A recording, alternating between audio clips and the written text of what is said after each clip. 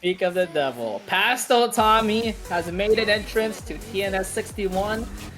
But will he be guided by God, or will the devil Gene show his path? Okay, Tommy not able to get the 4-4-2 off of the 1. Guided by God, immediately running the clappers, 100%. Ooh. Tommy says, you know what? I got an answer for that. Punch parries, let's get it. Ooh. We're playing third strike now. Oh, yeah, third strike parry. We like those. Ooh, big back turn combo. Let's see if Guided by God's got some sauce for us here. Goes for the heat smash, trying to catch Guided by God duck in here. Doesn't go for it after the Hell Axle, will get the throw after the strings. It doesn't kill though, but it will leave Guided by God with the pixel, and it immediately gets erased with the jab. Tommy able to get the first round up. Guided by God absolutely gave up their opportunity in that situation right there. They had a gamma charge. They could maybe have been pretty offensive, but they were a deer in headlights in that last round. Ooh, what in the gods? The perfect parries are crazy. Pastel Tommy has evolved. That's why he's just Tommy now, but Guided by God is not having any of it and able to get parried against by Tommy. What the hell? Let's go. Yo, Guided by God was like, wait, they told me that you couldn't do anything with this move. They told me that there was no answer for it.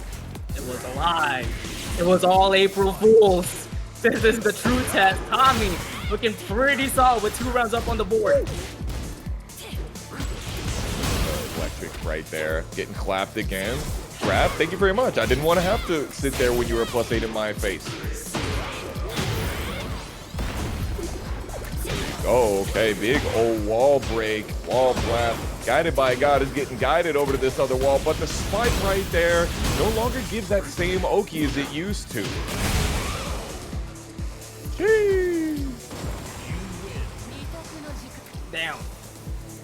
That's a follow-up after a down 2, but that's only usable on heat, if I remember correctly. Yeah, right. I'm not sure of the input off the top of my head, but it absolutely looks like something that I haven't seen in the past. It's pretty sick though. Like, let's be real here. All of these new moves that I'm seeing, they're pretty godlike in the animation category. No, it looks great. It looks amazing. That's definitely one thing. It looks visually beautiful. All right, running it back here at Arena Underground. On the arena. Yep. Gonna be fast action. Honestly, it feels like this whole patch has people playing the game much faster. And on Arena Underground, it's gonna be to the turbo.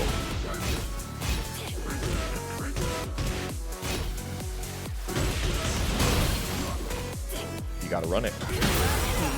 Oh man, he tried to mog on him, but Tommy able to use that heat smash to break their armor, trying to take the lead right back, but Guided by God still jumping on him, but Tommy, just the defense is so solid right now. Ooh, Guided by God not ready to have the correct punish unlocked. Jack-8 has a punish for almost every frame out of full crouch, so it can be difficult to pick the correct one. Programmed uppercut gets denied as Tommy able to get that shock therapy with that electric wind God Fizz with a little bit of fire from the wall. Shock therapy is right. There's 100% going to be some PTSD after this one. Guided by God, not worried about Tommy's heat bout, but maybe he should be. He really should be after that whip punishes, man. Tommy's got those electrics on hand. He's got the pressure as well. Blocking? Blocking? Not mashing? Question mark? Oh, big one. That's the JoeCrush special. Won him the Tekken World Tour LCQ, and it seems like everybody has played Jack-8 with him as the textbook. He is definitely the protagonist in this game, but Tommy showing him that he is the main character and is able to block that heat smash in, but Tommy looking pretty solid with a little bit of small punishes. Doesn't get the damage done, but that is a huge punish after the big boost by Tommy. They're a little bit too far off axis, maybe sidestep to be able to get the wall blast. Doesn't need it. Tommy needs this big low into the sentai. Goes for the heat dash. Back dashes in. Baited. Guided by God. Down to hell. Damn, the river sticks. Obscure, the man who vibes, versus Joe Budden, the man that has two personas. He either is going to be face or heel. That's kind of crazy. Obscure went for the 1-2 at the beginning, and Joe Budden said, I'm finna hard duck while standing to Starburst. Get over here. That's throw number 1. Throw attempt number 1 from Obscure. He has a guard break? Yes, he does. Yeah, he can charge it or not charge it. He used to have something very similar back in Tekken 7 that they didn't give him back, but now they've given it back to him essentially with a new string. I see. There's a new string by MJ Obscure that Alisa has gotten a lot of additions with the with their transition, especially with boot. And she doesn't need to be in heat for that, right? But she does need to be in dual boot. Yes. Yes. Meaning she needs to be in chainsaws and the fly stand. Correct. Essentially. Added a lot of more layers to this character. And you know what? That's one for MJ Obscure with that back 4 whip punish. We definitely count those. Ooh, apparently it doesn't continue if it hits off axis. That is good to know. Put that in the spreadsheets. Yeah. Oh my goodness. Joe Budden going for that mid and then putting the corpse kick straight through the sternum. Down forward 2. Now gives Starburst on counter hit as of this patch as well. Look at the damage. 97 with the addition of the UI display by the developers. You know what? I'm in support of that. I like that. I like being able to figure out how much damage people did. Honestly, I think the punish is one of my favorite things that they've added right here, so we can be able to tell people, oh, that was real.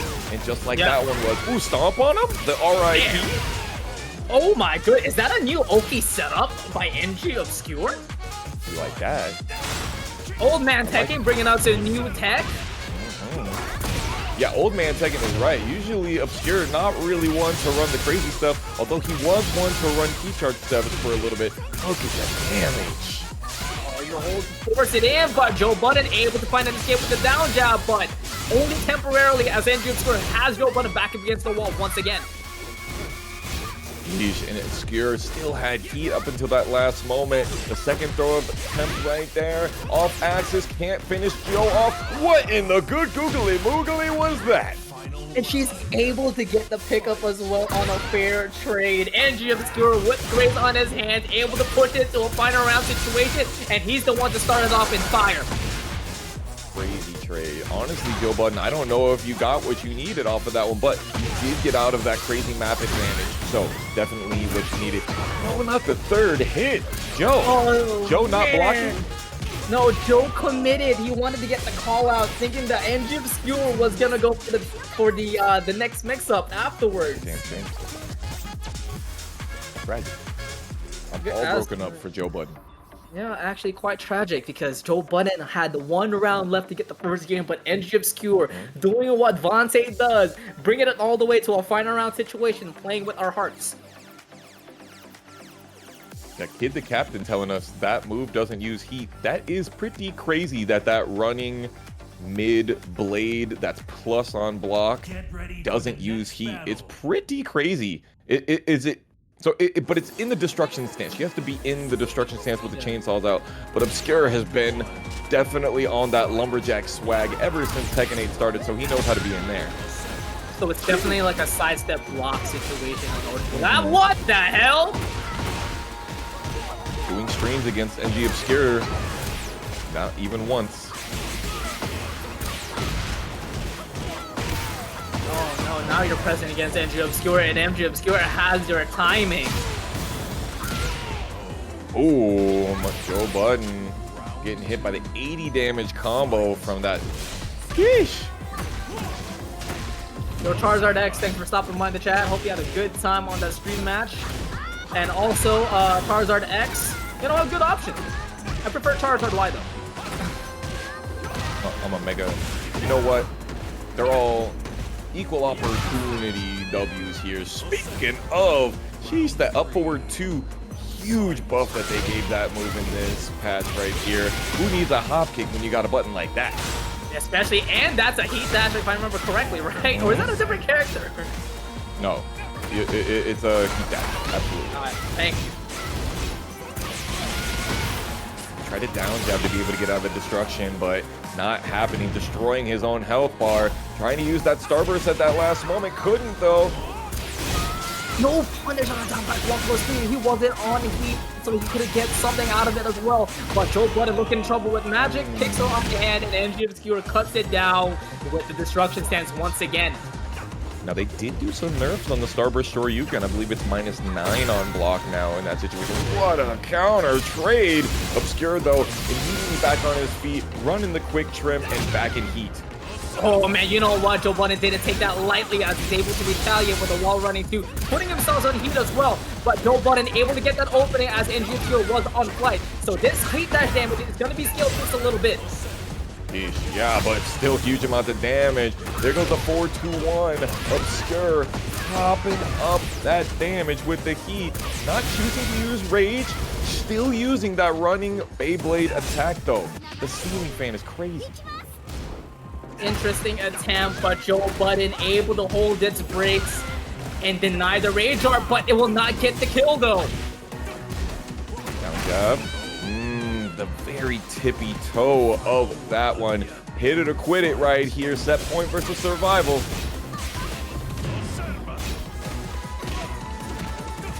Down jab into counter right back at you.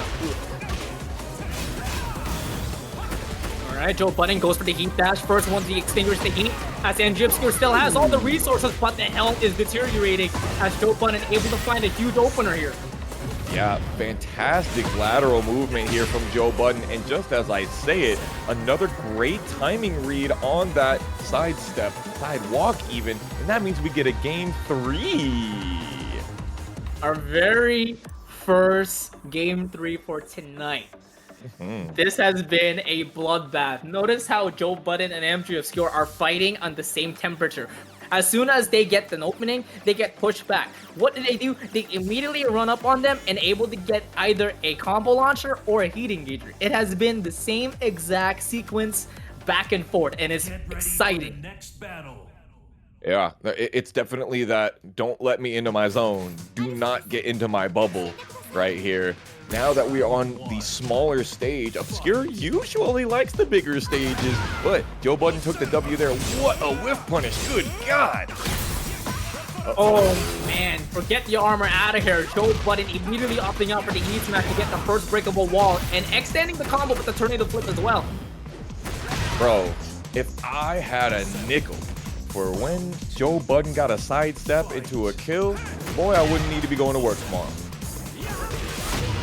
That's a lot of nickels. Yup. He's killing it out there. Yo, shout out to our girl, Iambic. Hope you are doing good, recovering from Texas Showdown. Wait, Iambic's here? Iambic is here! Right there in the chat. And JakeMan, SoCal Double. Ooh, another big floor, wall break on the low heat smash. Can Obscure fight back here?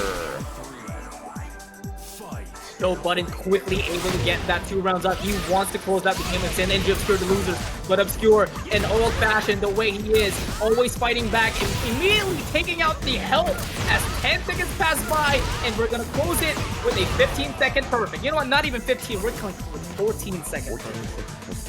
We've seen that's at least the second perfect that we've had just in this game. Ugh, immediately with the running too. Obscure is in the back foot, not the way that you want to be versus Joe Budden. And honestly, this could be it if you have the right combo. Yeah, this could possibly send to the wall, but it doesn't reach. And Obscure has a chance, but he gets stepped once again. And just like that, Fox Sound is 1 nickel richer. Side times 2.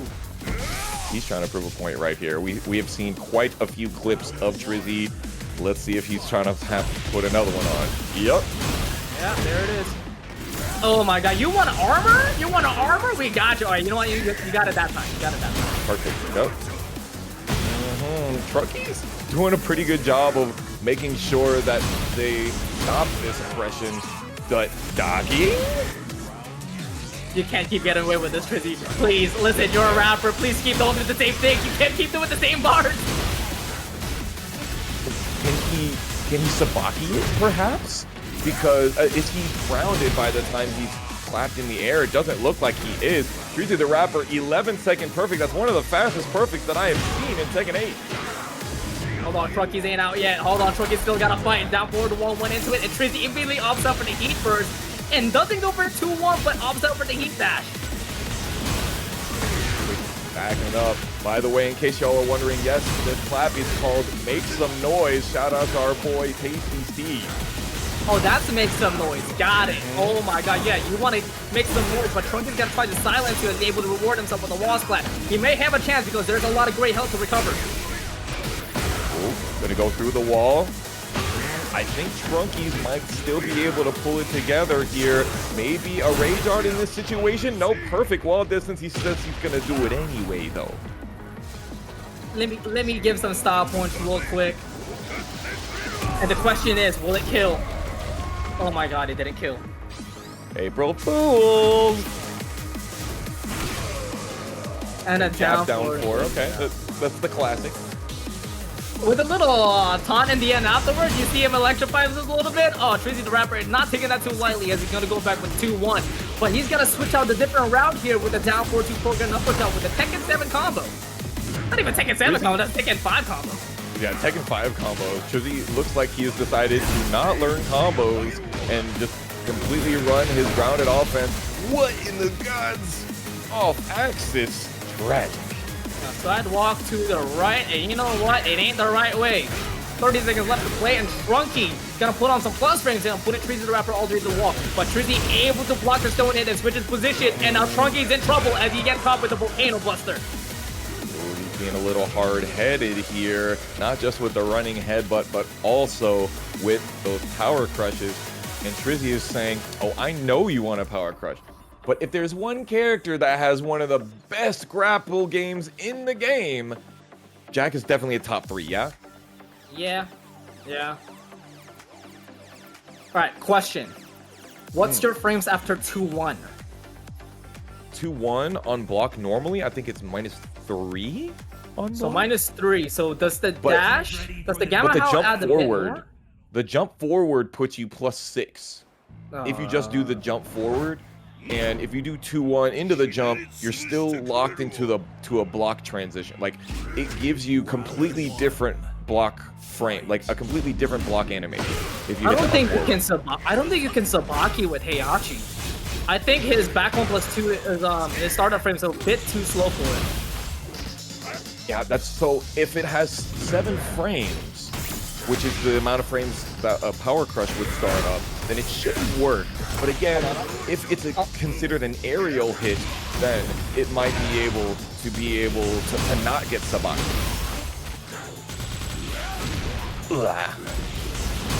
Damage charges. Gonna continue pushing that in. Continue pressing forward that option. And TrizzyTheRapper is showing us the oppression. Okay. Back 1+2 is I-42. Definitely not. The attack is I-42, but the Sabaki frames open up much earlier. Ooh, big trade. Trunkiez trying to be able to mount their offense, trying to make it so that Trizzy doesn't have the opportunity to do their jab. Remember that Jack does not have a 10-frame jab, so you do have a little bit more space in here. But when you're +8 after that clap, it's so difficult. Trunkiez is going to get some of that recoverable health back, 13 of it, and he is in heat. So he might have himself a win condition here. Definitely has a chance here. He could definitely go for a heat dash. No, he runs away and spins the meter. He might as well just throw this round away. Right about that. The big down back one, the Jack special. Dashes up, tries to make Trunkiez continue to block this one, and here come the power crushes yet again. Able to break out a generic grab, and Trunkiez is able to get that jab crushed with the Raijin too. That is exactly what that button is designed for, to get under your jabs. Let's see if TrizzyTheRapper has an answer for it now that Trunkiez has started their offense. Man, we've got perfect after perfect after perfect today.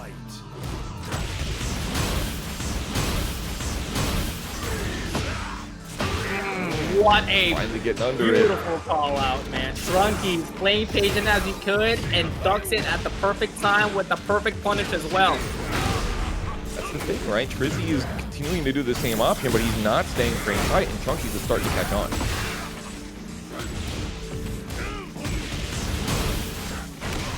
Look at all the great health that Trizzy has to offer, but that might just end up getting erased as Trunkiez able to get that perfect rage out call out. This gotta kill. The problem with all of this aggression, where you have these types of tools, the power crushes, the sabakis, which we haven't seen just yet, and the rage arts, you can be aggressive as you want, but we have a couple of ways to beat that. And that is the ultimate way to beat it. Trunkiez pushing it to a survival point, and now we're getting ourselves a warrior instinct, but Trizzy able to get that fight in with the back 1+2 heat dash. Back dash away. Trunkiez too far away to be able to get any sort of punish. There you go. Ultimate Warrior. I believe we might see ourselves a Game 3 Spirit. It is looking likely here. TrizzyTheRapper, can you fight out of it though? 30 seconds left to play with no resources, but Trunkiez got the damage and also got the finish. Too far away for Trizzy to continue to run that all-important string, the 2-1 into the make some noise. Do you think we're going to see a mix-up of the game plan? Oh yeah, you know, Trizzy seems like he might have made the point. He's now down 1 game. Trunkiez kind of got his timing. I think it's time to play out of the Jack. I don't know, brother. I feel like Trizzy is one of those guys who he goes all in. I don't see him switching characters too much. Although, of course, Season 2 is a completely different ballgame. Ooh, all right. Let's see what we've got here. It's your boy, the Yoshimitsu Manji Master, on the mic and on the sticks here. TrizzyTheRapper gonna give it to you. Ooh, there's the Trizzy hop kick. From the downtown, Trunkiez trying to get the call out with the double chaz, but Trizzy able to get that crush in, and Trunkiez docking. Yeah. Flea is now much more useful as of the Season 2 patch, and I'm sure you're going to see a lot more of it. Big old kneecap counter hit. 3, 2, 1+2. No. Still flip over in that situation. Doesn't allow you to get the full crouch sweep anymore, but we'll see if Trunkiez can be able to beat the onslaught. Definitely denied the double perfect though, but Trunkiez, huge rip out of the back 4, and Trizzy punishes him for 1-1 and closes it out with a regular down 4. 2 quick rounds here for TrizzyTheRapper to push himself into the top 48. Big punish on the flashing steel. Trunkiez fighting forward, and Trizzy once again going for a flashing steel, and then Trunkiez just kind of got a little bit of muscle memory right there. Huge hit by the heat smash, and Trizzy fights his way out of the wall. Docking again. One more time, 1 for in a row. TrizzyTheRapper just grabbing a lot of damage here, and now adding the Samurai Sword Sweep into its arsenal.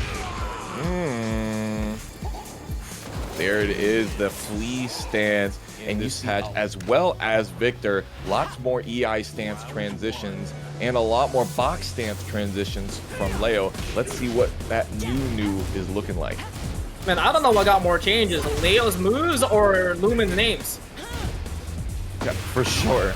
Oh, there it is, the down back 1+2, 1+2. Hit confirmable wall splat. No need to take that one out of the repertoire. Ooh, bro? The tracking. The tracking was crazy. Okay. You know what? That's fine. Everything is okay.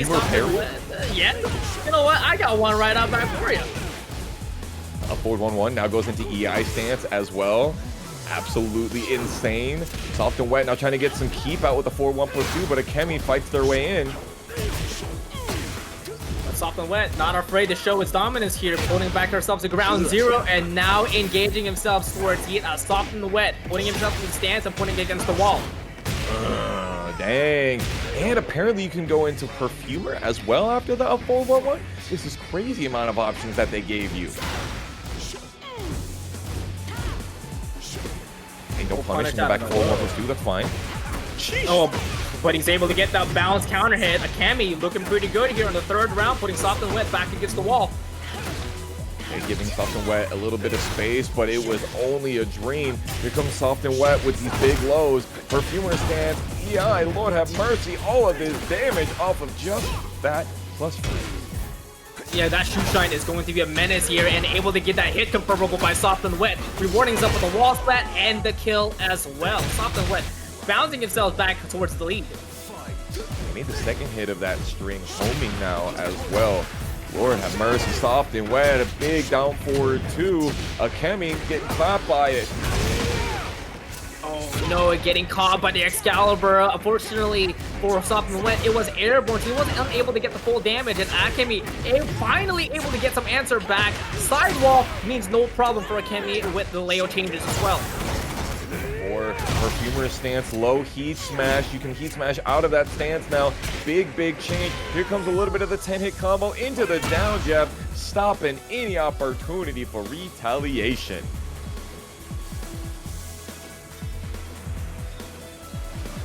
Well,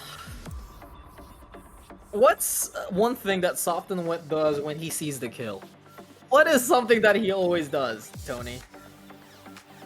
You know what? My mind is absolutely blank right now. There's too many things. I've emptied my mind of everything except fine dining and Tekken patch notes. So you're gonna have to help me out here, Spirit. He rushes you down. He will not give any chances. There is no point in time ever where Soft and Wet is in the lead, even though your opponent has had Magic Pixel. There's no point in time where Soft and Wet is going to play patient. He will go for the kill. Absolutely. No, you're definitely right, 100%. Especially when we saw him playing as Geese Howard back in Tekken 7.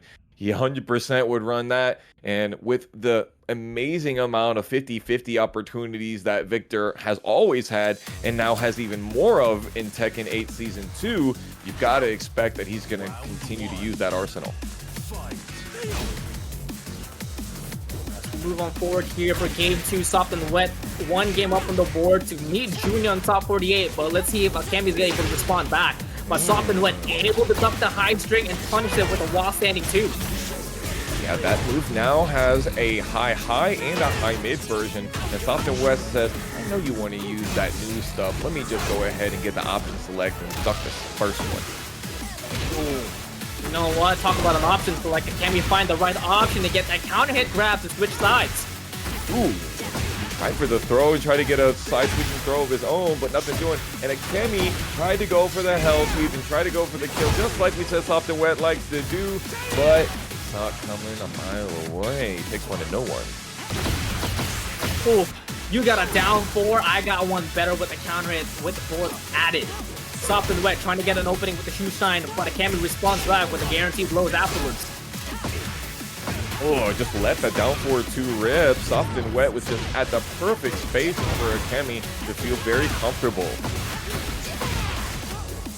Here comes the wall pressure with the box stance, but the box sweep will not reach Soft and Wet. Soft and Wet able to escape that and now has the better positioning here. Akemi getting the big duck wall standing 4-1+2 into the extra wall standing punish. Soft and Wet misses the punish on the hop kick. Unfortunate. Can you not step left back 1-4 anymore? No. That sucks. Yes, it does. Luckily, my resident Leo player is now a Jack player, except we have new homies that are playing Leos that are local. Regardless, though, Akemi running the offense. Look, yeah, Raid might even be a worse answer for us as Juicy game, right? It's getting juicy for Soft and Wet right here, though. Trying to get Akemi up against this wall and finish it off. Yeah, 35 seconds left to play. Both players still has resources, and Akemi finds the right opening here first. Is he going to be the first one to use the hit? Yes, he is to extend the combo. Still has Tornado and extending the combo all the way to the wall with a little explosion to a little sweep. Could not get the grounded hit. That could have sealed the deal for Akemi. Generic down 4 is definitely an option. Big trade keeps Akemi alive here. Oh, and a big confirm as well after the dab, putting themselves on fire. Soft and Wet, 5 seconds in immediately with 50% gone. Big one. He dashes, +5 into throw, and Soft and Wet still alive, but the generic down forward 12 frame mid catches him, and we got ourselves a game 3. Spirit, I gotta say, I think I've seen more perfects tonight than I can remember. I gotta agree with you in this one, man. At first, we were seeing games that are too fast, 6 rounds straight, non-stop. But I feel like you've seen more perfects than 6 no games James. Yeah, we've seen a lot of back and forth. We've seen a lot of final rounds. We haven't seen a lot of game 3s necessarily, but we've seen more and more as we've gotten through the bracket. And so it's definitely huge rubber banding of the momentum. Soft and Wet and Akemi have been able to show us how these characters can be extremely oppressive in the new age of Tekken 8. Now we're into the descent into the subconscious. Let's see who's in whose head here. Soft and Wet has been using that forward 1+2 quite a bit for keep out. It used to be -9 on block. It is now +3 on block with a huge amount of pushback. And let's see if he can continue that winning tactic. Plus, -9 to +3 is an insane Correct. change. Correct. And it's super long range, as you can see. You know, speaking into its existence here, Soft and Wet trying to send him up in the sky, but Akemi able to block it, but still back up against the wall, and Soft and Wet is not going to give any room for you to get out of here. Akemi trying to go for these big blocks to try to go and be sort of AOP evasive, but Soft and Wet is like, no, go ahead, do something, do something.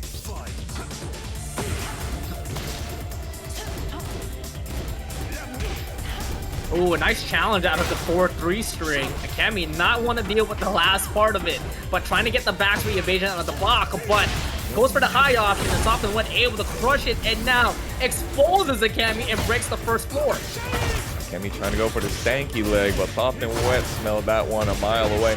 Look at the damage we got right here, 73.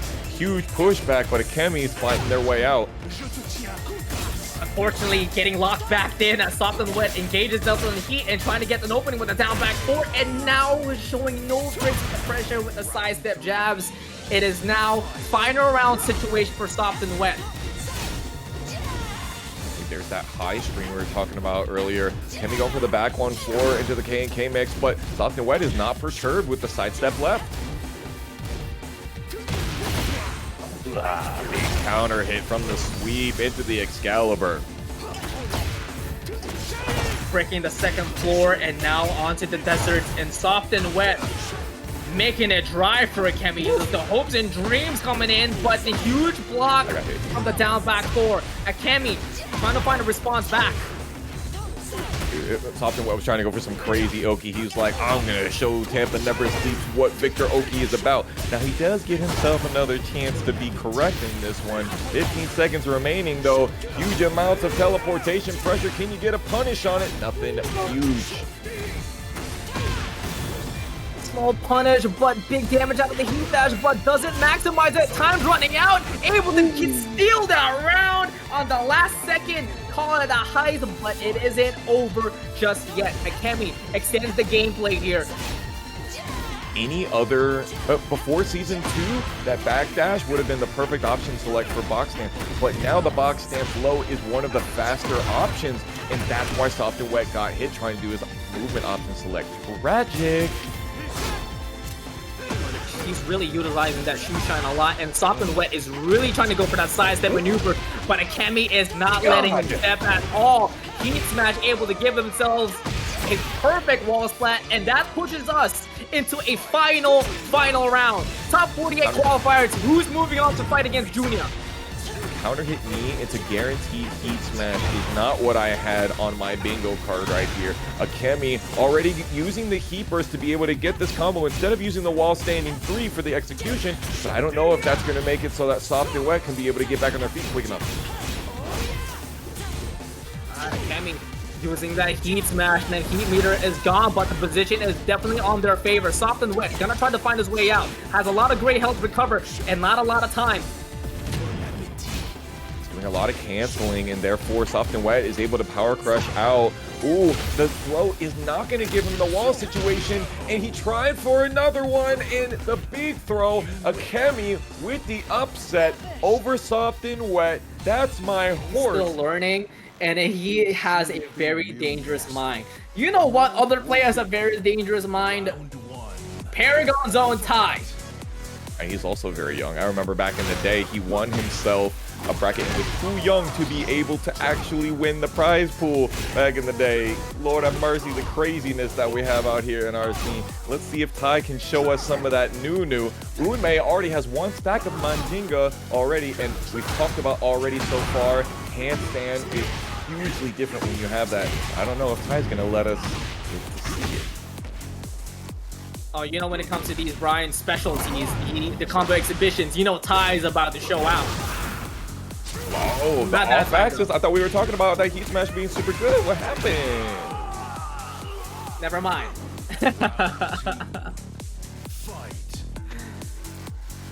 Wait a minute, did Unmei just cosplay Bryan?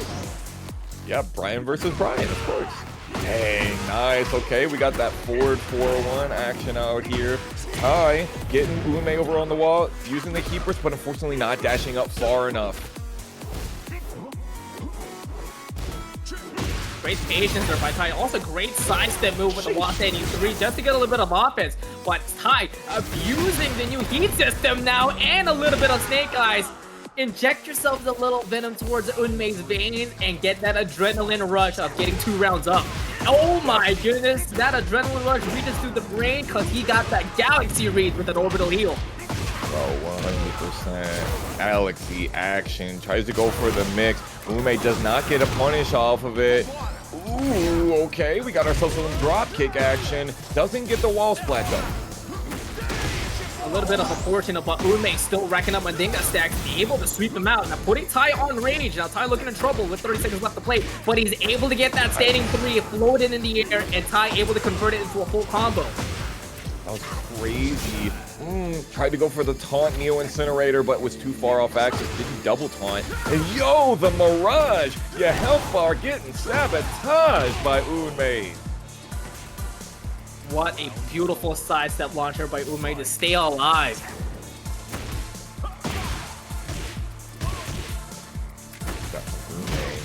Definitely working, but unfortunately the 4-4-4 getting caught out of the air, and Tai once again saying, I got you in a combo, we turn it on his heat. Oh, that could have been catastrophic, but Tai not releasing the trigger and now in trouble, but able to escape out of the wall with the pro break. Oh, huge toxic aerial spin right there from Unmei. Gonna go through the wall blast, take a little bit more of that recoverable life away from Tai. Coming on the pressure here by Unmei with 20 seconds left in the play. Tai doesn't have heat, but he does have rage.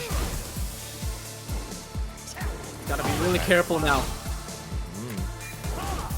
Does have 2 stacks right now. Has chosen not to go for a handstand at all. Just faking out on the relax to be able to get closer to Tai. We got ourselves some neutral going on right here with the 54 seconds. Yep, with our first final round here for pools. My goodness, it's been so crazy. It's been nothing but perfect, and now the first game's going into the distance, and Unmei has a good lead here with 1 Mandinga stacks on the board, trying to go for a stance mix-up, but Tai able to catch him off with the heat burst. Yeah, that was basically the guarantee one because we talked about how great his homing is on that heat burst earlier. But Unmei is really back on his feet already. Goes for the Bananaria sidestep and succeeds, and now Tai's got his back to the wall. Yeah, able to get that counter hit grab, but he gets caught by the sidestep move by Unmei. Able to realign the combo to maximize the damage. Catch up with the Manjinga 3+4. Okay, Tai goes to the back. 4-3, tries to go and get the knee, but nothing doing. Unmei getting game 1. We've seen so many of these final rounds. We keep talking about it, Spirit. Ooh. And that's unfortunate to fall down to back turn because Unmei able to get all of those jabs to be guaranteed.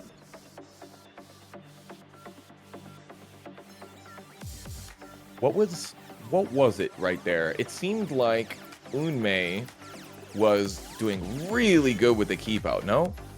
Yes. He was doing a great job with keep out and also disciplining himself to not fully extend. Notice how Unmei kept it simple with just a single jab into stance, sidestep into jabs, Nothing too crazy.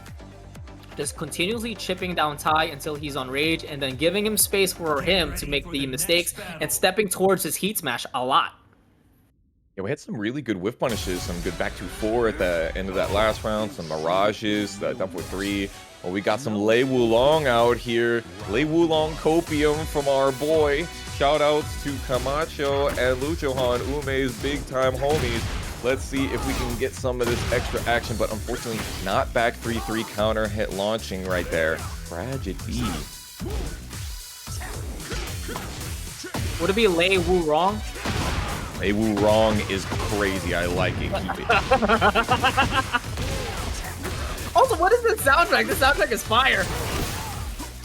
Can't remember. Bang. Super hatchet kick right there from Tai, but he's not able to keep it up. It's +7 on hit, but he's not continuing pressure.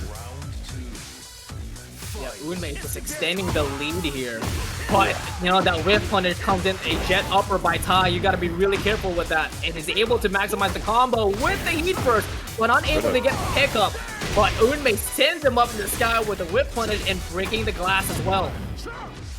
Way too far away. Both of them had a little bit of spaghetti on those combos. 59 damage for that heat smash is a chunk. Tai does have the snake eyes, but even so far away, Unmei gets the corkscrew breakdance on him. Lord. Okay, Tai goes for the 3+4 into the snake bite follow-up, and now he no longer has snake eyes on hand, but he is gonna get those double kicks as Unmei styling on him once again, and he's gonna close it up with the rage art. Question is though, will it kill? Absolutely. April Fools! You know that's not gonna kill, but Unmei's got plenty of health, and Tai could be able to get himself a long-range whip punish right here, if not for that Manjinga attack. One round away for Unmei to go to top 8 qualifiers to send Tai to losers. Range lows. Unmei is trying to keep his lead, and Tai's like, oh, you want to play keep out? No launcher! No launch! Because Bryan can't launch it, because jet upper is his only 15 frame launcher. 14 frame in this case. What about the bound? That's a 4-4-2? That's definitely slower than 15. Okay. But that is the right notation, right? Mm-hmm. Okay. 4-4-1, actually. Damn it! Sorry. Okay, Tai trying to keep out of his own right now. Unmei just runs up on him, and now we're brawling again. Oh no, gets caught stepping. Unmei able to get that full crouch launcher, sending Tai back to the gardens. Activating the heat Dang, to I did extend not the think that combo. heat burst was gonna land right there. Tai gets over in the corner, and that's gonna do it. 2 games straight. Pling. That's why Pling is in the loser side playing versus Tai right now.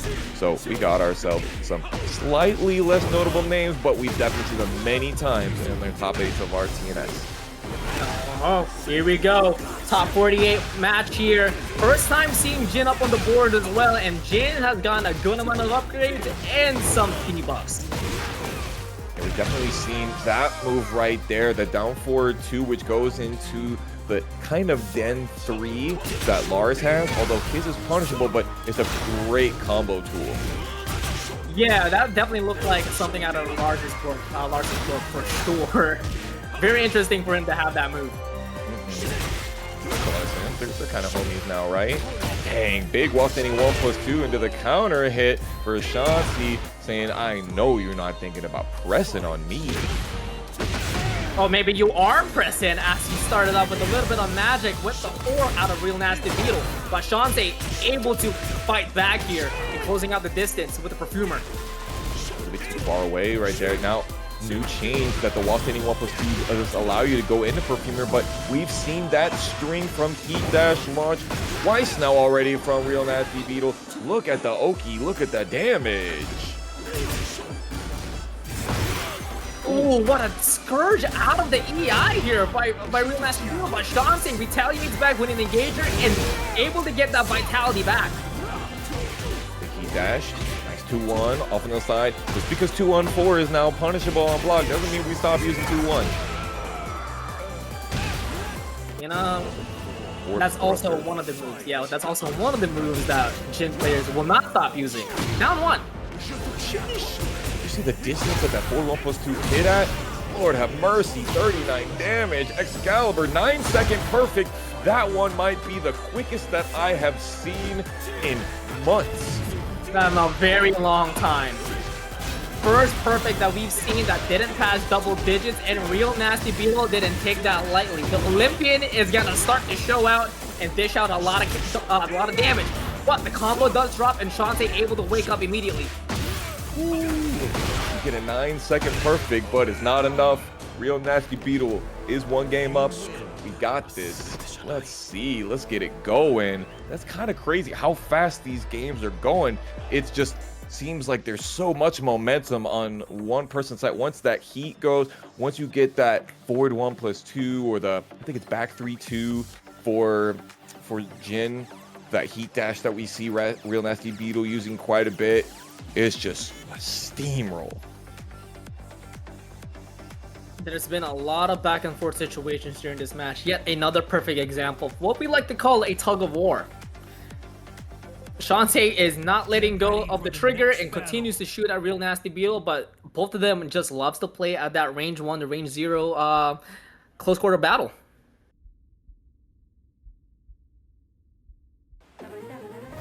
Round 1. All right, let's see. Close quarter battle on the beach. Oh, that is not the trade that you want right there. When you trade with the stature kick, it guarantees this right here, the can-can launcher. That is a change that I've yet to see, and RealNastyBeetle is gonna close it out with a perfect trade. Jesus. Sharpen up the combos with the Savage Swords, and we move on to the next round. Yeah, that's actually an old thing. So a lot of times Jin players will do stature kick into the Magic 4, and if it trades with jab, then you get that situation right there. Trust me, I've got plenty of Jin players at the local that have shown me. Another hit confirmed with heat dash here by RealNastyBeetle. The 4-3-2, the book special, doesn't get the follow-up on the back 2-1, and Schonse is gonna make RealNastyBeetle pay for it. Schonse is really forcing these plus frames. He's like, I'm +8 from while standing 1+2. Stop pressing on me. NastyBeetle is doing an amazing job, able to step to the right and blocking as well on the offense by Schonse. And starting to step to the left and unfortunately getting mauled on by Schonse. And Lord, we got ourselves some corner carry. Did not confirm the up forward 1-1, but the Oki is insane. Yet another perfect. Bring it up on the board. I'm so glad we're not drinking into this. Same. This is definitely, if y'all are out there playing, yo, take a shot every time a perfect happens, I kneel for your liver. Love yourself. Doesn't go for the punish, but delays the 2-1 string and also delays the 1+2 into the heat dash. RealNastyBeetle doesn't really optimize the follow-up and now looking in trouble as Schonse extends the string as RealNastyBeetle tries to anticipate it but jabs out and gets caught. While standing 1+2 into the counter hit 1+2, Schonse is just showing over and over again, and RealNastyBeetle has decided that he's not going to find an answer for it. He doesn't have an answer for it. What can he do? Magic 4. A lot more Magic 4. That was a good MVP tool when it comes to the first game, but here's also one thing that he needs to keep doing. Sidestep right block. That has been a huge shield when it comes to this matchup by RealNastyBeetle. Get ready for the next battle. I'm thinking specifically in the while standing 1+2 into 1+2, like he's got parry, he's got you have parry crush, and down you one. can backdash probably. 1+2 doesn't have that great range, does it, guys? Maybe they extended it. Who knows? Yeah, Maybe, he's trying to go for another Magic 4 call out. It was working out for him in the earlier portions of the last game, so why not keep that rocking? Big ol' down 2 heat engager, huge lows. Schonse goes for EI, not low. trying to make it feel low after that one. Schonse goes for the low this time. No counter hit in mind, but RealNastyBeetle is still trying to get that call with the Magic 4, and Schonse catches its timing with the flashbang. Again, 1+2, 1+2. It's just working out. And Schonse's not even showing Perfumer really out of that situation. Feels like he doesn't need to. Tries to go for Demon Ball, and yet another 20-second perfect. Y'all, I'm gonna need to start having a tally mark for the perfects that we see in TNS tonight. I thought that was gonna be another perfect for Schonse, but NastyBeetle able to get an opening here, denying it. Final points of confidence here, but Schonse is not giving him any room to breathe. 2-1-4 right there. I think everybody is ready to punish a 2-1-4. Finally goes for while standing 1+2 into the Perfumer option. Stops RealNastyBeetle from getting any short. Yeah, and speaking of perfect, we got nothing but perfection for you. Dr.TheJakeMan versus KingReyJr. Dr.TheJakeMan, the Arslan Ash Slayer at last combo breaker. And of course, KingReyJr, one of the most decorated winners of TampaNeverSleeps. Decorated winners and decorated crowd pleaser as KingReyJr plays with the crowd right now with this Asuka gameplay. And you know what? Let's have another perfect, shall we? Oh my god. 24-second perfect. 93 damage for that one right there off of essentially a sidewall. There goes JakeMan. Doesn't get the wall splat. A little bit of crouch dash. Shades of the John. With a little bit of an ST, yeah, a little spoiler of what WrestleMania comes into play when John Cena goes up against Cody Rhodes. But this is something that you won't see, a counter hit giant swing, only in TNS. And he got that heat back as well, so he's just racking it up. And let's not forget, you do take chip damage for throws, breaking them in this current version of the patch. Now, don't be worried, guys. That will get reverted, but does not this one right now. Not a huge amount of chip damage, but it is chip damage. And chip damage when you're in rage is lowered a significant amount anyway. So you barely even saw any chip damage in that situation. It's confirmed. Look at the Jaguar sprint from JakeMan right now. Ooh, what a down back one to get that option select when JakeMan goes for the grab. Still going for that Jaguar dash into the low. Nice, okay. What in the good googly moogly? The deadly boomerang under that high. Guys, can I get a clip of Rooney? That was insane! That was nasty. That was nasty. Another down back 1-2 to crush the jab, and another perfect for KingReyJr. A final round situation for game 1. Who's gonna take the lead here? Could it be that all of the KingReyJr wins will be perfects? So far, that's what we're on. Nope. Well, it's a curse. That would imply that KingReyJr wins this round. Dr.TheJakeMan got this great ooh, big trade. Oh yeah, muscle armor does not take 50% of health anymore. It's 100%, and JakeMan going for the heat here, trying to get some opportunity back, but KingReyJr is not giving him any room. Yeah, the giant swing would have been dastardly. Get that charge into the mid. 3-2-2, and that's it. You're through. Dr.TheJakeMan taking game 1 with some of those new tactics right there. He really waited until the very end to show off that new stuff. JakeMan, you are dirty. You can't do that to him like that. Boy, you gotta wait until the last interaction to show us the new stuff. You gotta keep him guessing. You know, if you were a luchador, a lucha libre master like Dr.TheJakeMan MD, you know, you gotta leave those last big bumps for the end, the big crowd pleasers. Oh no, the sidestep down forward 2 by JakeMan. One of the many things that King kept in his arsenal. Oh, he missed the crouch dash right there. So unfortunate, and KingReyJr is finna capitalize. Damn, look at this combo extension from KingReyJr. The new moves that Asuka got in this spot. Yeah, you already know that KingReyJr has always been a combo aficionado, and it makes a lot of sense that he's already able to show us some new stuff. But we ain't showing that one though. JakeMan keeping it tried and true with his playstyle with that keep out Hopney and trying to get that wave dash and to get the grab mix up, but KingReyJr prepared to break it. Running 1+2. JakeMan doesn't get anything amazing off of it. Could have got wall standing 2-2, but unable. Big forward four to get the low crush under KingReyJr's low after 48 seconds of brawl. Is that counter hit property new? I don't believe bounce? so. No, that's absolutely a property that she had for a really long time. Nice What a walk. walk! TheJakeMan giving us a huge operation here with this combo and able to get the Jaguar dash after a wall standing 2-2. Wall standing 2-2 in a Jaguar sprint, just completely rushing down the opponent on Oki is crazy work. Let's see what Dr.TheJakeMan has for us here. Please do not let him throw you, KingReyJr.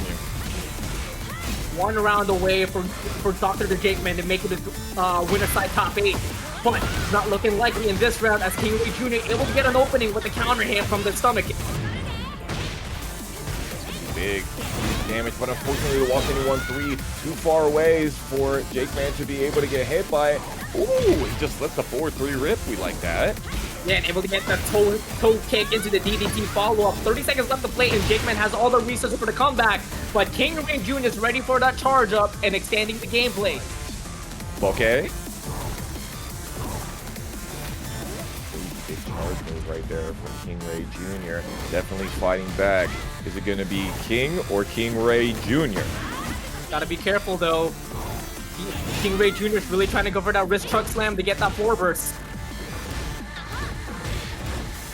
Oh, did not get the counter hit. KingReyJr not ducking though. Dr.TheJakeMan getting away with murder. Uh-oh, big Tijuana twister. Breaks the floor. No? Nope, no floor burst there. Got taken away, possibly. That's actually, I expected the floor burst. No, I think that it never did, and we always were like, why doesn't that break forward? Oh, we were thinking of muscle buster. That's what it is. Yes. 15 seconds though, Tony. 50 seconds. JakeMan, I know what he's trying to do. He's got to try to play the timing game here. 10 seconds left to play. He's got to go for chip and try to get in the lead. I thought that they made it so that throws take even longer to punish. JakeMan's not going to get it because he tried for that long cutscene action. He key charged, but he lost the round. Oh, by 5%, and JakeMan had the chance. It is here. Set point versus survival point. Junior's got a chance to extend it to game 3. To hit it or quit it, Dr.TheJakeMan has got to get it done here. They did make Screen Kick way more punishable on block, much more consistently launched punishable. Dr.TheJakeMan knows it. He's taking advantage, he's taking his scalpel, and he's going straight through surgically 2-0 versus KingReyJr. Southern California is on top. Go. I knew that our boy would let us down. I 100% knew. JoeCrush gonna play Jack. Shadow20Z gonna play the Anna. Let's see what we're doing here. Big old movement, and already starting out with the big lows into the hammer. Yeah, that hammer is +6 on block. It is mad linear, but when it comes to that back four, it puts you, I believe, a -6 as well, or -3. Either one. It is homing and it's really good. Dang, Shadow20Z using that chaotic judgment stance a lot right here. Oh, you try to punish me? Get out of here. That is huge also. Forward 2, one of the moves to catch your opponent stepping. It is a high though. +4 on block. It used to be +5 on block. Ooh, down 4-1. One of the best brawling tools that Anna has. And it is counter hit confirmable. Ooh, I was waiting. The Blue Spark, Assassin's Dagger, the QCF1, we like that. Look at Joonya really chopping down at Shadow20Z's stiletto heels. Oh no, the down back 4 into the Pleasure Time guaranteed as well, but Shadow20Z able to sidestep and punishes it with Aphrodite Scorn. Yeah, we were talking about how well these guys know each other. Ooh, there's a Blue Spark version of that now so that it doesn't cause you to be able to get launch punished? Oh wait, for Assassin Dagger? Oh yeah, there's a just ring for that. No, I was talking about the power crush from Reina. Oh what? There's a Blue Spark? What? Yeah, we just saw it. out of here. Hey, big ol' full crouch slam down. Shadow 20Z going for the tumbling orbital, and Joonya 20Z is down 3 rounds straight. Shadow 20Z showing us the basics and the disciplines of Anna Williams. You know, it's some simple clean pokes to the down forward ones, down 4, down back 4, and also using hammer chance to optimize his plus frames. He hasn't really shown a lot of options with Hammer Time 4, which is a it tracks to the left, but it's a multi-hit. So regardless, you are actually have to hold that string. There is a lot of linearity when it comes to Anna Williams, and Shadow 20Z hasn't really shown us what moves are there to really catch his opponent stepping. Yeah, it's definitely the case where we've seen Shadow 20Z use his linear movement, and Joonya hasn't really shown that versus Shadow 20Z's oppression just yet. By the way, thanks chat for letting me know that Reina always had those blue sparks off of her Power Crush. If you do send 1 into QCF2, we learn things every single day, even if you've got all of these spreadsheets open like your boys do. Appreciate chat keeping us honest. Stop the chat. Ooh, able to get the Banshee homing move, but does not get the follow-up.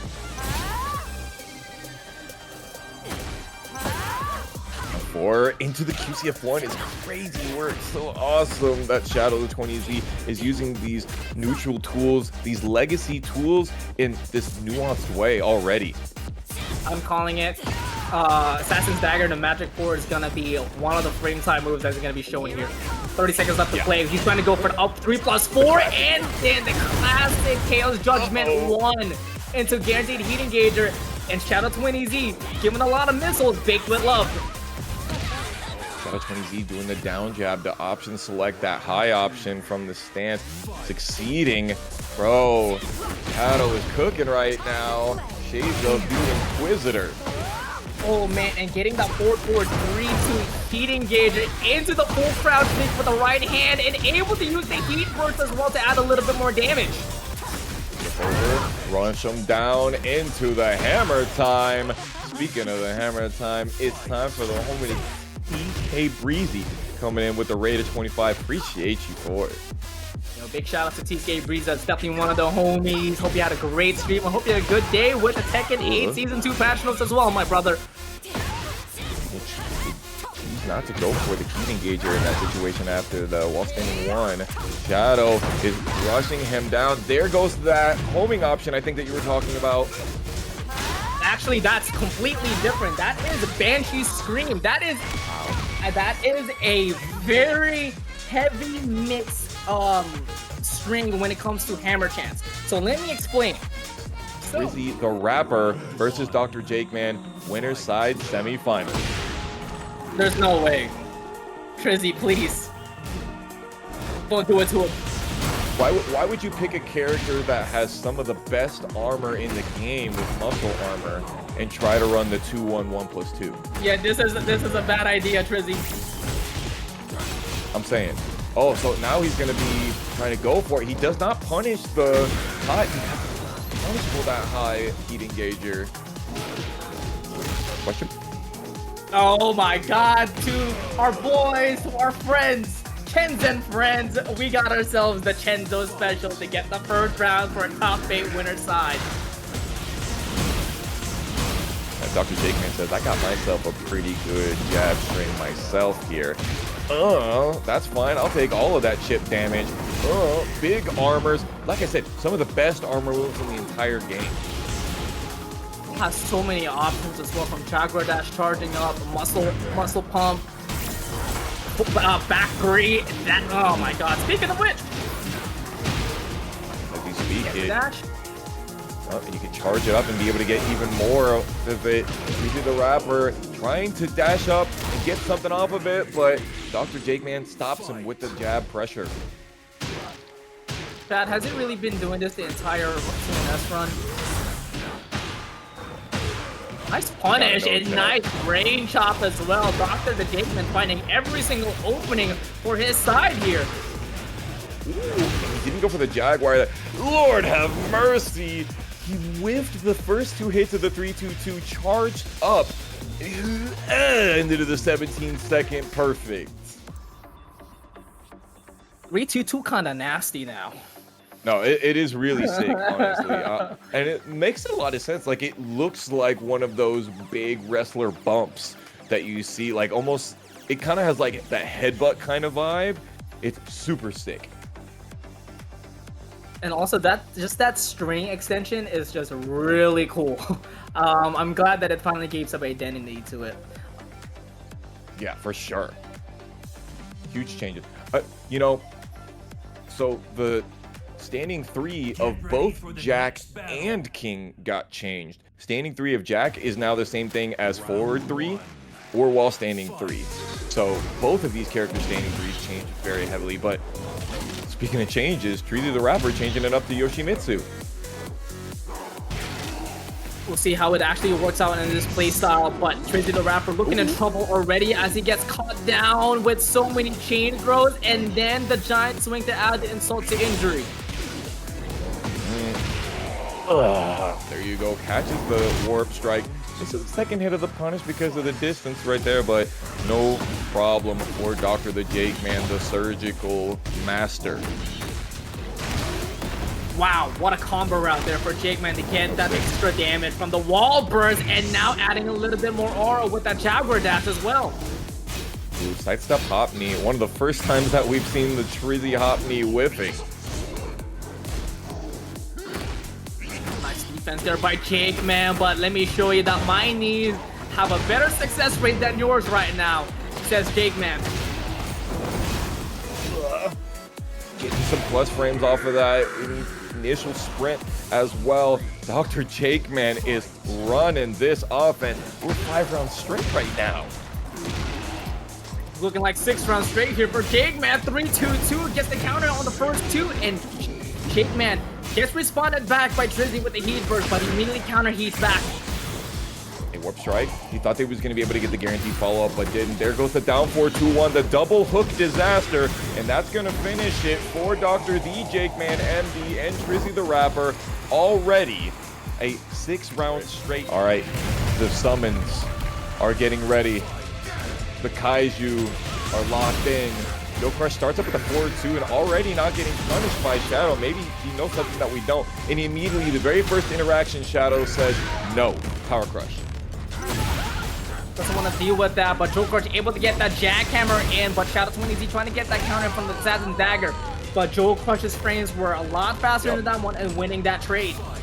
He couldn't power crush in that situation. He didn't have the health to be able to absorb the clap. So the make some noise was pretty much guaranteed. They got a little bit of that string action from the back turn.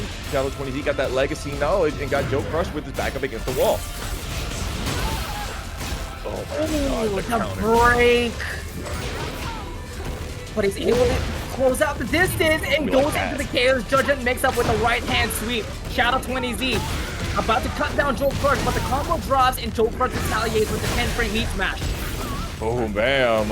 Okay, trying to body press on. That's not very ladylike of you, Joe. Hey, while standing 4, heat smash to be able to get out of there. -5 on block, heat smash, and there goes the Rage Art call out.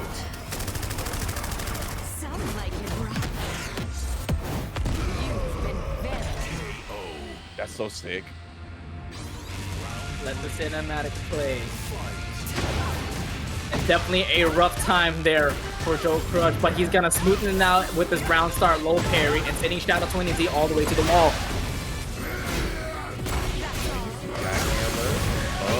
Use that blast, and Shadow 20Z ducking and getting the wall standing 2 just in time to be able to get themselves out of dodge. And Joe getting hit by this wall, but huge damage off of just that one read. Oh wait! Even on heat, can you interrupt forward with 13 frame? That's what I was told. I thought that we saw that out in the Twitterverse by, I think it was Pepper Beef Too Spicy, told us that maybe Joe hasn't done his lab work. Oh, but Shadow 20Z able to get that hammer time into the engager with the 1 and catches him dunking with a follow-up down 4-2 out of the heat smash. JoeCrush wakes up with the heat burst, trying to get some answers here, and able to get that counter hit grab, but no forwards. Shadow's gonna be getting that heat engage off of the 2 jab. It's crazy. He's getting clapped on right now. But look, Shadow still has 50% of his heat meter. But is he gonna live long enough to be able to use it? He will not. He gets caught with the pulverizer, and game 1 pushes us into a final round situation. Dang. The 4-3 just catching so far away. Looks like Shadow's seeing that he doesn't have a long-range punish for that jackhammer drill that JoeCrush is running. It's a dastardly situation right now, but he does get the heat engager, and he's not really showing heat engager into the full crouch mix. No, he's just playing as patient as he could with these gamma jumps here, and Shadow20 trying to find his offense here, but able to get that heat smash punish. We are absolutely debuffed right now. Huge amounts of chip damage if it mattered. JoeCrush getting juggled up, and Shadow20Z flouncing on him for game 1. Wow. And also, that is, I just realized that's a specific Jack interaction. The cinematic? Yeah, that was a specific conversation. A specific dialogue. Sorry.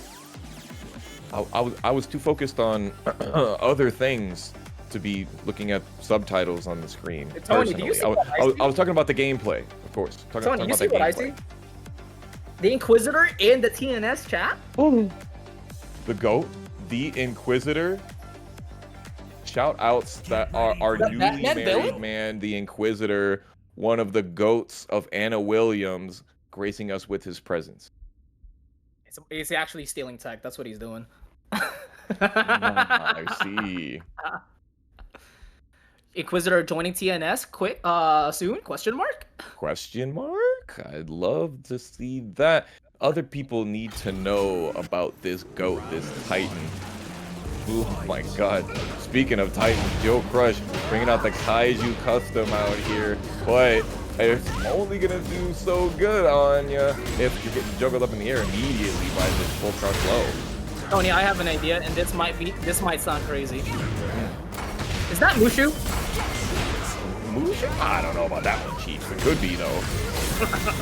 Red, it's giving Shao Kahn, I feel like, right? But it's called a red. I know I'm colorblind. Yeah. Oh, you know what?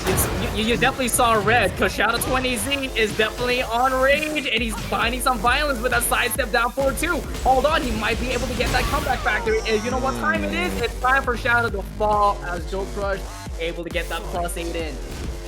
Dang, it's so rough to deal with. Oh, tried to get the Assassin's Dagger punished, but couldn't. Was too quick with it. That's a shame, unfortunate there. Shadow20Z trying to close out the range, but he's definitely doing so with a down back forward into the hammer chance mix-up, but JoeCrush able to duck that string and it punishes it with a lost anyone. Okay, Gamma charge, stomp, doesn't go for the guarantee extras, but does get the Gamma forward 1, blue spark, huge amounts of extra grounded damage. JoeCrush does get this follow-up after the 3-3. Can Shadow20Z keep it together with the keep out? Unfortunately not. And Joe is ready to come back and try to even up the game count. Oh no, but Shadow20Z has an answer though. Going for the down forward 1 into hammer chance transition into the engager. JoeCrush gets caught pressing, and now he's on the defensive end here. Brave on the throw, Shadow20Z. Let's remind the people here that both of these players were undefeated before this game started, and now JoeCrush is in danger. Was able to get the debuff out of him and able to punish it with the Wasp 81 once again from that high string, but will not finish out the combo, but has a great positioning here. But Shadow20Z able to call out that heat smash and punish it with the Wasp 82. Been showing that high a lot, and Shadow20Z has been calling it out. Sheesh! Debuff time. Anything that you block is now chip damage until you get a hit on Anna. Now back 4, and then you get caught ducking again after the hammer chance. Shadow20Z pushes us. It's a set point for a survival point. 12-second perfect. He literally did not block anything. there was no chip damage. Shadow 20Z on the hitter to quit it right now. Oh, speaking of which, JoeCrush finna hit it. God. Look at the damage on that guaranteed follow-up. He hits jab up forward 3 when you're in the gamma charge, aka heat, and huge blue uppercut guaranteed follow-up, which will flip you over. If you didn't already think that JoeCrush had ridiculous wall game, Tekken 8 Season 2 got it for you. Talk about a change of temperature. JoeCrush was looking cold on round 5, but when it came to round 6, he turned up and dished out a perfect for himself, pushing us into a final game. That means that neither of these players are undefeated anymore. They took a loss to each other. So we're not gonna have that storyline. Not the peeling at Genesis storyline. Not today. Shout out to our boy Peeling, winning Genesis completely undefeated. We will be seeing Peeling later on today on Top 8 Losers, going up against Divine Exorcist later on. Back at the Genmaji Temple, small stage, better for Joe or better for Shadow? Both. Depends on which one gets it first. Depends on who gets that wall first, yeah? I don't know, it feels like Joe is just so oppressive with this wall pressure right here. 2-1, into the make some noise yet again. Get some jackhammer. I thought that he was going to be able to get C-Planner guaranteed, but maybe that's not guaranteed anymore due to the change in the wake-up. Shadow 20Z does get the Rage Art read and is going to get 13 health back and a lot of damage on the board from Joe. He's got a lot of heat as well to use, great health to recover, and he's going to use it immediately. Doesn't want to deal with any nonsense right now, and he's able to get that 4-4-3 to a heat dash. Should be able to close it out. No, the missile will not do the job, though. Down jab not working, getting beaten out by the up forward 3. Shadow 20Z uses the Chaos Judgment auto parry. Joe thought he was gonna go low, and Shadow said he was gonna give you a show. You reach IT Shadow 20Z, give us all a reminder what that auto low parry from Chaos Judgment's all about. Pretty bubble. Back. Original positioning. Joe gonna continue mogging and pushing Shadow 20Z over to the wall. Now the second hit is only guaranteed on counter hit. Joe is so ready for it. Wow. What an answer back by JoeCrush, evening up the round immediately. For 3-2, no punish. I believe that's minus 13? Have the muscle memory for it. All those time on rank. Hasn't seen enough mana.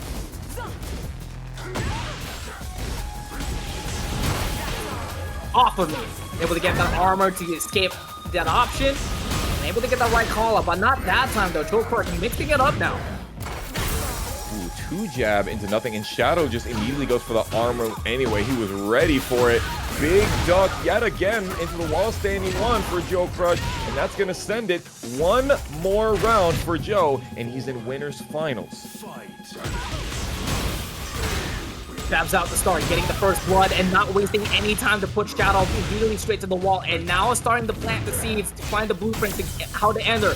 Winner's final, putting Shadow on rage now, and he's still going to aim up for the low. Will Shadow time be in effect? It will not be in effect as he tried to get that call out for the Chaos Judgment, and JoeCrush kept it true with the mid and closing it out way at the... Bro, Cater's... Yo, Cater, shoutouts to Cater. Cater is an amazing dude. I hung out with him at the first Evo Tekken 8 showcase. Very chill guy to talk with alongside with Tony. I did not know what him about is awesome. Some more lore here. Ridiculous amounts of lore and ridiculous amounts of gore here. It's a bloodbath as well for Tomoriru. And Tomoriru recently moving in North America, hailing from the Philippines. So, you know, those results definitely meant something here. About to show some North American playstyle. Clapping. Ooh, yes, sir.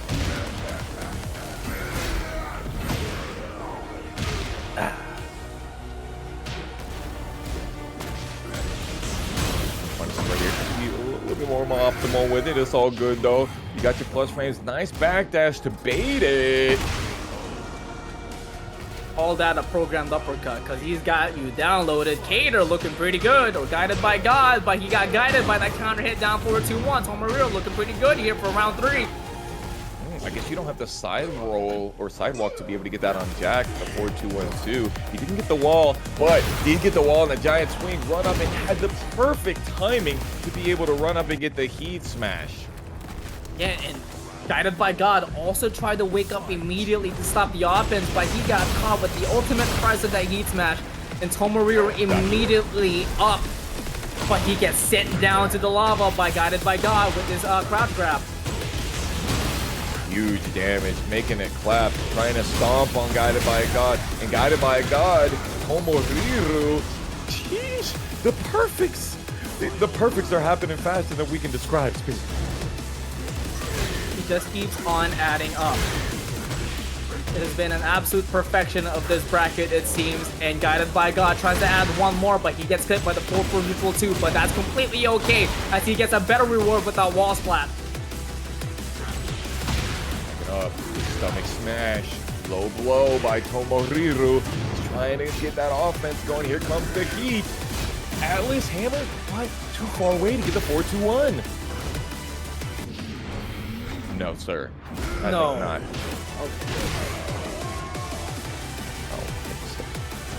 Tomoriru saw that one coming a mile away. Cater gonna put this one on.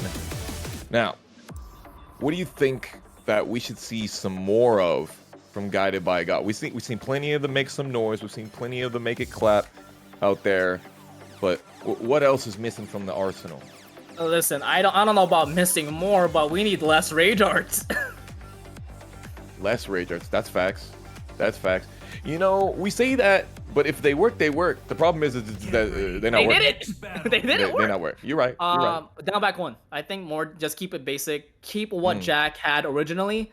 Try not to overshadow down back 1 with the 2-1 Gamma Howl. You still have a lot of great poking tool, and you're getting completely blindsided by it. Mix it up. I think that's going to be the play, and put Tomoriru into a layer of pressure, and don't let him breathe. But right now, Tomoriru is doing a great job just keeping himself in the lead. He was seeing a lot of those unorthodox strings right here with the back 2-4. Look at Guided by God just getting poked down by Tomoriru.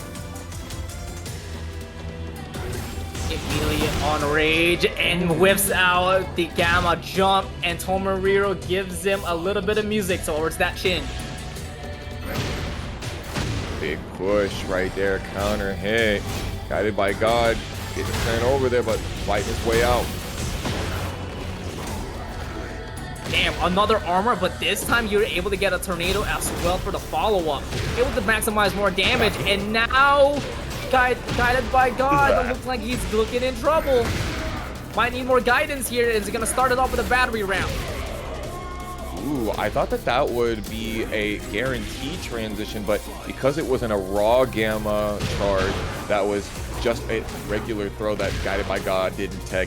Tomoriru immediately continuing to press forward, pointing to the children.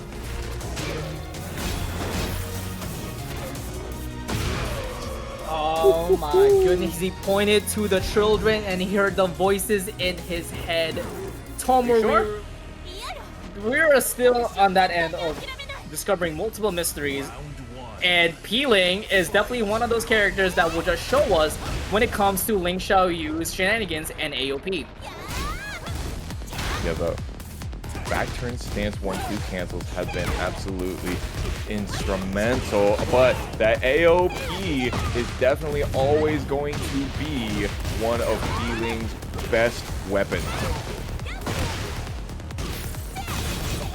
AOP Ling is what they say. But right now, Pling is using the Hypnotiz, the tool that she is known for in Tekken 8, other than the stances that she's been given. Divine Exorcist goes for the Heat Burst, denies the AOP, and able to get that Heat Burst into the Heat Dash optimization to close out this round. You're telling me that while standing 1-1 now puts you in that +20 stun if you're in heat? That's Yeah. crazy. That was it. Yeah, that was insane. I missed that in the patch note. Thank you, Divine Exorcist, for showing us exactly as I knew he would. Breaking those. Clap him. Guaranteed. What a whip punish. With the heat cancel comes a big reward for Pling. Able to get the up back 3. And look at that damage. Oh my goodness. You know, we thought that they were going to take that one away, but honestly, we're just adding extras to the repertoire. Lateral movement. So good for Pling. Back dash sidestep left specifically. Back 3-3 now only jab punishable. Pling still being able to get a lot off of it. A Divine Exorcist ready for it while standing 2 right back.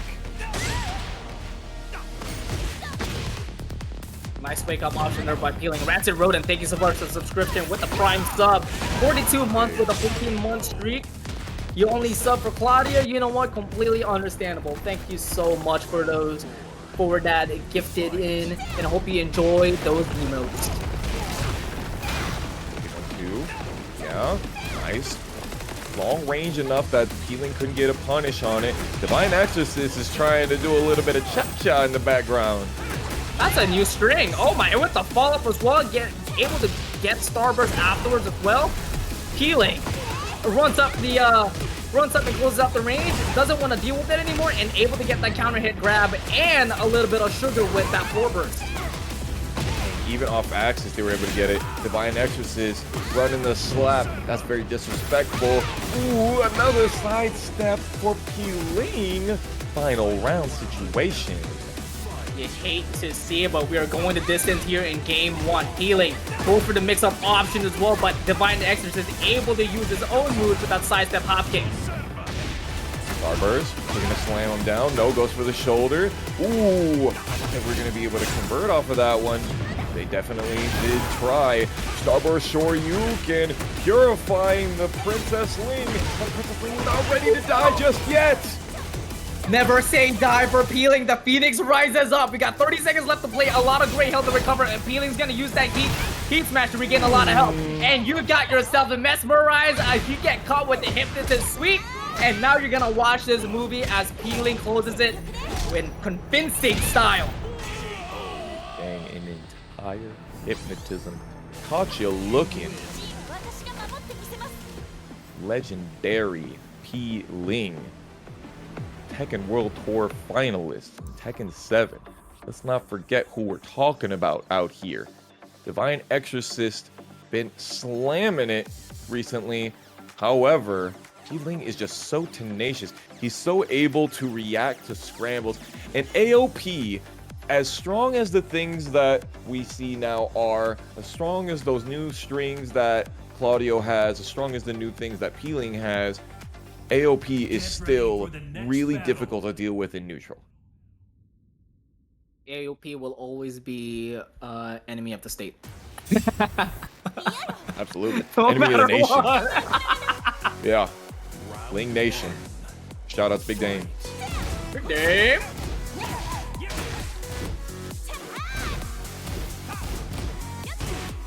Is that mid off? Fellow Pling player out here. Welcome, welcome. Big down back 2. Gets the heat burst right there. Pling in some trouble now after the 2-1-2 gets the huge amount of wall carry. And huge amount of damage as well as Divine Exorcist is able to get the spike down with a forward 4. Shoryuken, not aerial. Pling misses the whiff punishment attempt. That's okay. Walking getting a little bit more of that, but the Great Wall left missing, and he doesn't finish it off immediately with that running 2 instant. Really sick execution. Still finishes it off, speaking of execute. Really trying to catch that timing as Divine Exorcist is not fully charging it up, but he is getting heated up with that engager as Pling extends it onto the second string. The sweep to Pling, making sure that he continues his heat possibilities and that Divine Exorcist doesn't get to run his. But Divine Exorcist is not giving him any room as well, trying to go for that heat dash, but a lot of shenanigans, but the back turn will actually work out on Pling's favor with that heat smash. God, I need the clip. I need it. Divine Exorcist walking his way out of the wall, doesn't get floated by Peeling. Oh my god, the longest range down forward 3-1 wall splat that I have seen. Back 3 into the RealNastyBeetle. I think I'm gonna need another one. You know what, guys? I know I said I needed a clip just a minute ago, but if you could just put those two things together in one, that would be really helpful. 85 damage off of a down forward 3-1 is crazy. That really got the right wall splat too. It wasn't even on the wall splat. Sheesh. Does that move -9? Yo, what an instant step for Divine Exorcist. Wow. And once again with the flash step, Divine Exorcist is putting on a show for all of us. I/Nova. Notice how much Peeling is using the back one. Notice how much he's using the AOP. He's scared. Oh, but you should be scared of Peeling, the boogeyman for the AOP. The monster is coming out. The monster is here. It is showing. It is making an entrance as he puts up one round. Do not count Peeling out. Ooh, ground/Nova right there with the kick. Okay, Peeling spiked down, but not out. Gets a big over-the-shoulder throw yet again. Down back to be able to get away, but Divine Exorcist has got that spacing ready. He's definitely keeping it frames out with that down back 2 into back 1. Not having Peeling step here, but Divine Exorcist back up against the one, able to close out the range and able to reward himself with the counter hit down forward 2 trained as well, and able to close it out with the shoulder. Divine Exorcist fighting his demons, also known as Ling Xiayou, extending it to game 3. We're still in it, boys. This ain't free. Divine Exorcist showing us why he has made it to these top 8 so many times, showing us how he's been able to climb the ladder so many times in Paragon Line and no frames given in Breakout Esports. He has been destroying the streets of North American online Tekken, as well as been showing out into some of the offlines. Can't wait to see more of them. And Divine Exorcist right now is finished Xiayou on the Sanctum, basically home field territory. What a whip punishment. That is all natural. That's insane. Back 3-3 and able to get the counter hit follow-up as well. Peeling, committing to the low and able to punish Divine Exorcist Heat Smash, but will not get the full combo as the wall is near.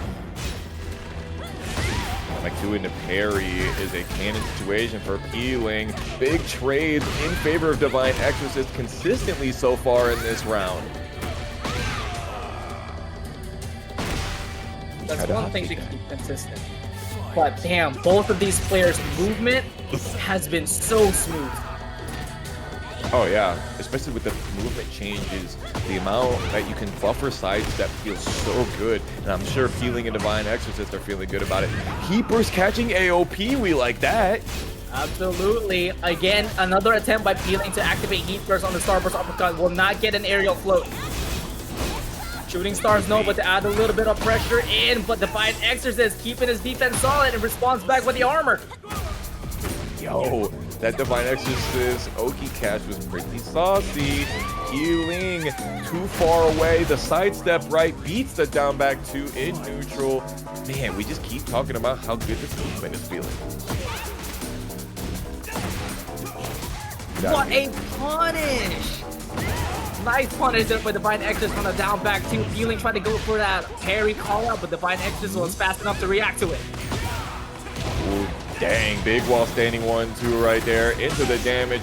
88 off of that. Good lord.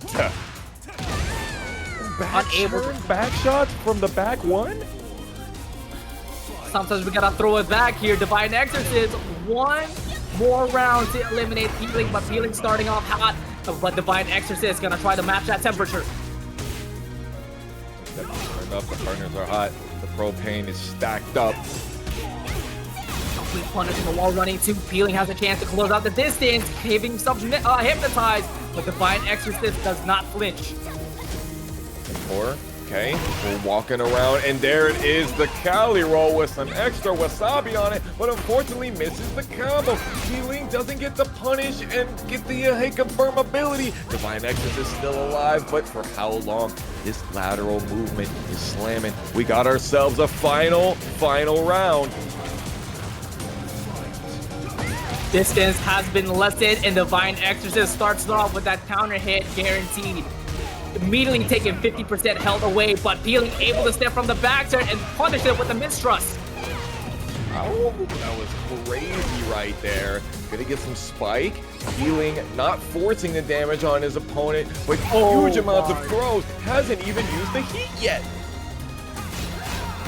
Be running out. Divine Exorcist goes for the heat dash, add a little bit of pressure, but Peeling trying to find a little wish out of the Shooting Star Nova. 30 seconds left to play. He's trying to mix up for the forward, but the AOP able to evade that. 25 seconds left to play, but Divine Exorcist in trouble. Able to defend, but for how long, Tony? For how long till he cracks down? Making sure that he sticks with his main right here for losers quarterfinal versus Tomoriru. Starts off immediately with the jab, but unable to fully convert it into a combo with Tornado. But TrizzyTheRapper able to get first blood right now as Tomoriru, finding his defense, able to backdash out of the hot knee. Never seen the TrizzyTheRapper hop knee landing so much today. Forward 1+2 from no sword stance is now safe on block, and TrizzyTheRapper is plenty using it, but he's not been able to land it quite yet. Oh, I don't think he's going to be land anything in this match. He gets caught with an aerial back 1-2 and giving up a little stop for Tomoriru to close it with a running power bomb. A lot of style. Using a lot of the Manji spin kicks right here. Okay, trying to make sure that Tomoriru has got his back to his wall. Missing the whip punish attempt is unfortunate. Look at the spacing that you get that on block. It's kind of crazy.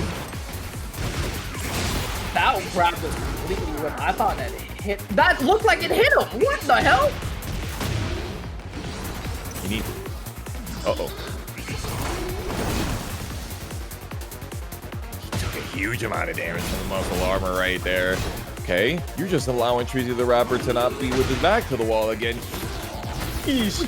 The long-range gut punch punish right there from Tomoriru. What a believer of his character, Tomoriru. Committed on the full crouch and able to get that tip range punish, setting him up for match point. Able to get that full counter hit on a down forward 2-1 on the round start and adding a little bit of heat with some damage. Beautiful amounts of extra. God, this stomach smash into the Irish whip. He has just been running this perfect offense. Whenever he has heat and gets a knockdown, the dash up heat smash has hit so many times I can't even count it. That's another perfect on the board. Tomoriru is running a steamroller right now. It's tough. It's tough for Cater, someone that we haven't gotten to see too many times out here at TNS, changing his name to Tomoriru and just going straight through us with this new King Tech. Are we even really seeing new King Tech? We're seeing mostly what we used to see with King. Get ready for the next battle. Except 3-2-2 and Jaguar Dash. I feel like that's the only one. But has he been using a lot? No, he has not. Round one. He's just been going. Yes. JakeMan definitely for sure showed us a lot of transition when it comes to Jaguar Dash, but Tomoriru's been playing King as basic as he is with TEKKEN 8, just a little bit more damage and with more confidence. But TrizzyTheRapper matching up the outfits now, so we got King versus People King. Uh-oh. Dude, the amount of damage that heat smash did to be able to get the balcony break is massive. But the scaling is going to make it so that Trizzy is not going to be able to get the kill because they nerfed the 3-2-1+2 string. Oh no. And Trizzy getting caught by the classic 1-2-1 into the giant swing and then immediately gets caught present out of... Oh no. Yo, low-key, I thought that the mid was going to get low crushed. Or, yeah, like mid-crushed by the hot knee, as it's so known for doing after the down forward 4-3 string. He had the perfect timing for that one, but unfortunately was just not able to get out of there. Maybe if he did the low, maybe he would have floated it. Oh my goodness, forget that. Tomoriru able to get the counter hit out of the crossbars to get the forward 2-1 heat engager, catching its timing, but TrizzyTheRapper switching it up with the generic grabs now. Still has the sword out. 3-4. That's the classic. And oh my god. Can you say getting a taste of your own medicine with the hop knee? No, you let him. Okay, you're forgiven. I'm about to say, you let him whiff a ground throw on you and he's still alive, but you're forgiven. That's one way to redeem yourself, to put yourself back in the board. TrizzyTheRapper tried to sidestep, but he got jumped instead, and Tomoriru able to catch that back 1-2 to get that tornado clip reward. TrizzyTheRapper himself out of there. We haven't seen a lot of spin from Trizzy. He's just been go, go, go. Okay, Flea doesn't get a 13 frame punish on the kangaroo kick. Yeah, he wants to put Tomoriru back up against the wall, and now catching his timing, realizing that he's not doing anything until Tomoriru does something. He waited till back 1, and then that's when he decided to strike. He decided to strike in a down back 3, but he gets caught by the counter hit giant swing. Now you're gonna receive 70+ damage as well. Oh, he should have done walked anyone too, but that's okay. He got the rainbow drop, shades of King's Muscle Buster right there. Imagine being able to counter hit, grab somebody's flash. Ooh, there's the 3-2-2. Bumbleton, I think he heard you.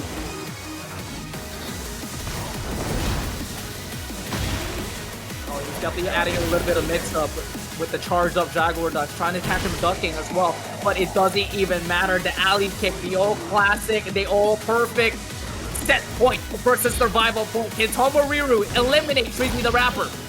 Counter hit with a Tijuana slam. Okay, TrizzyTheRapper gets counter hit by the back 1-2.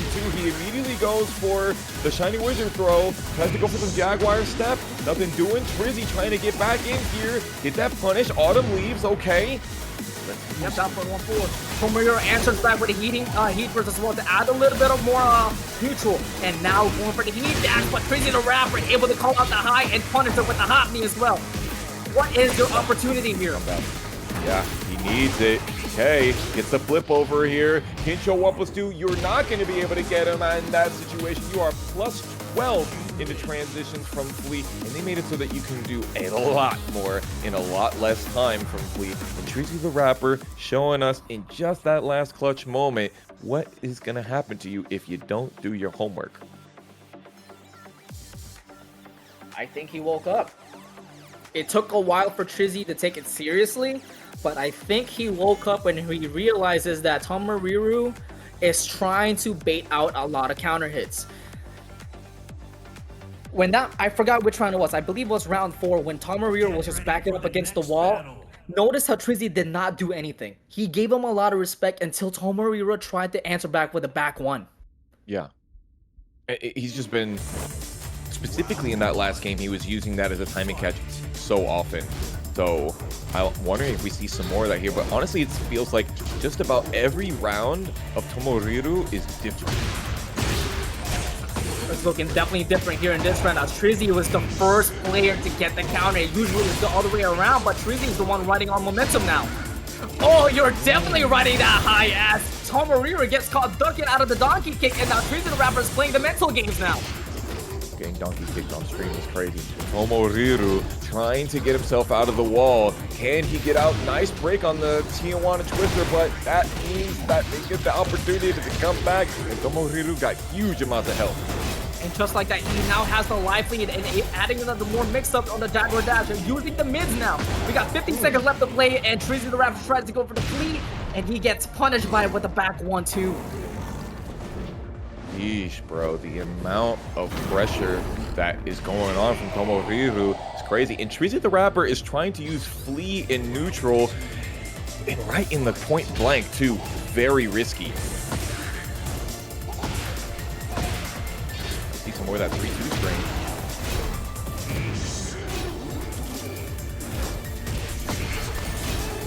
His jab is working a lot. That new string, is that back 1+2? No, that's Kincho forward 1+2. Kincho forward. And there's another one that's up forward 1-1. +5 on block? It looks like it? 12. +12. Damn. The Kincho forward 1+2 is +12. And then up forward 1-1 is -9 and does not go into Flea. Gotcha. Neither here nor there, though. Oh my god, catching him out of the backwards Jaguar step for the down forward 2. good response there out of getting broken, but Tomoriru flexes this chest, but he gets paid for it as TrizzyTheRapper gets a counter hit down forward too, and sitting over to the wall as well. Now TrizzyTheRapper is going to keep the wall position here and adds a little bit more Oki, not breaking the floor here. Now they did take away the unblockable capability of the flea jump, but Tomoriru just walked right into it. He's got some health that he can be able to get back. He does have heat and can use the heat engager.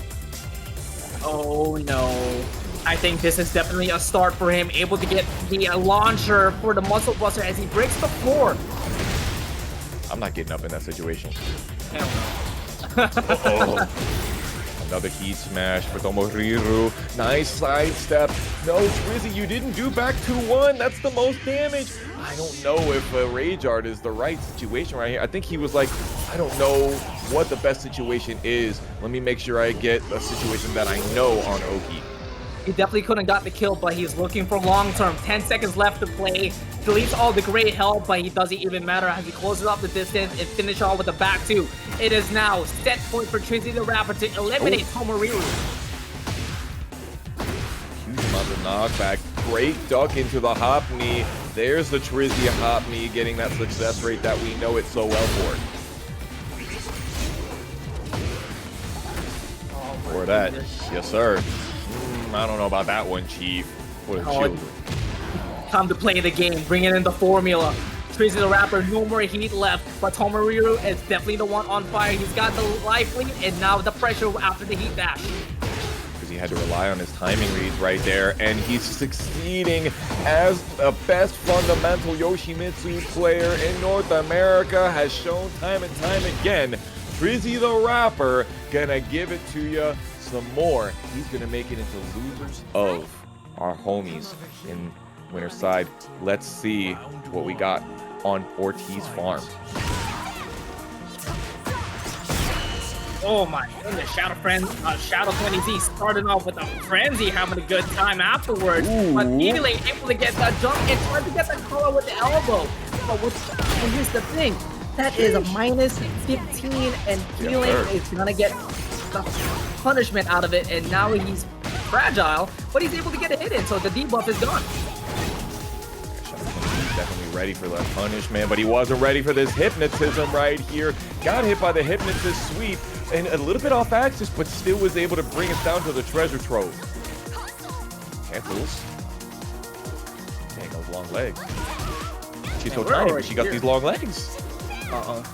Tony, what time is it? What time is it? Oh, he will not show up. He committed into the wall, standing 3, thinking he was gonna duck. But believe it or not, he did duck. He actually did duck.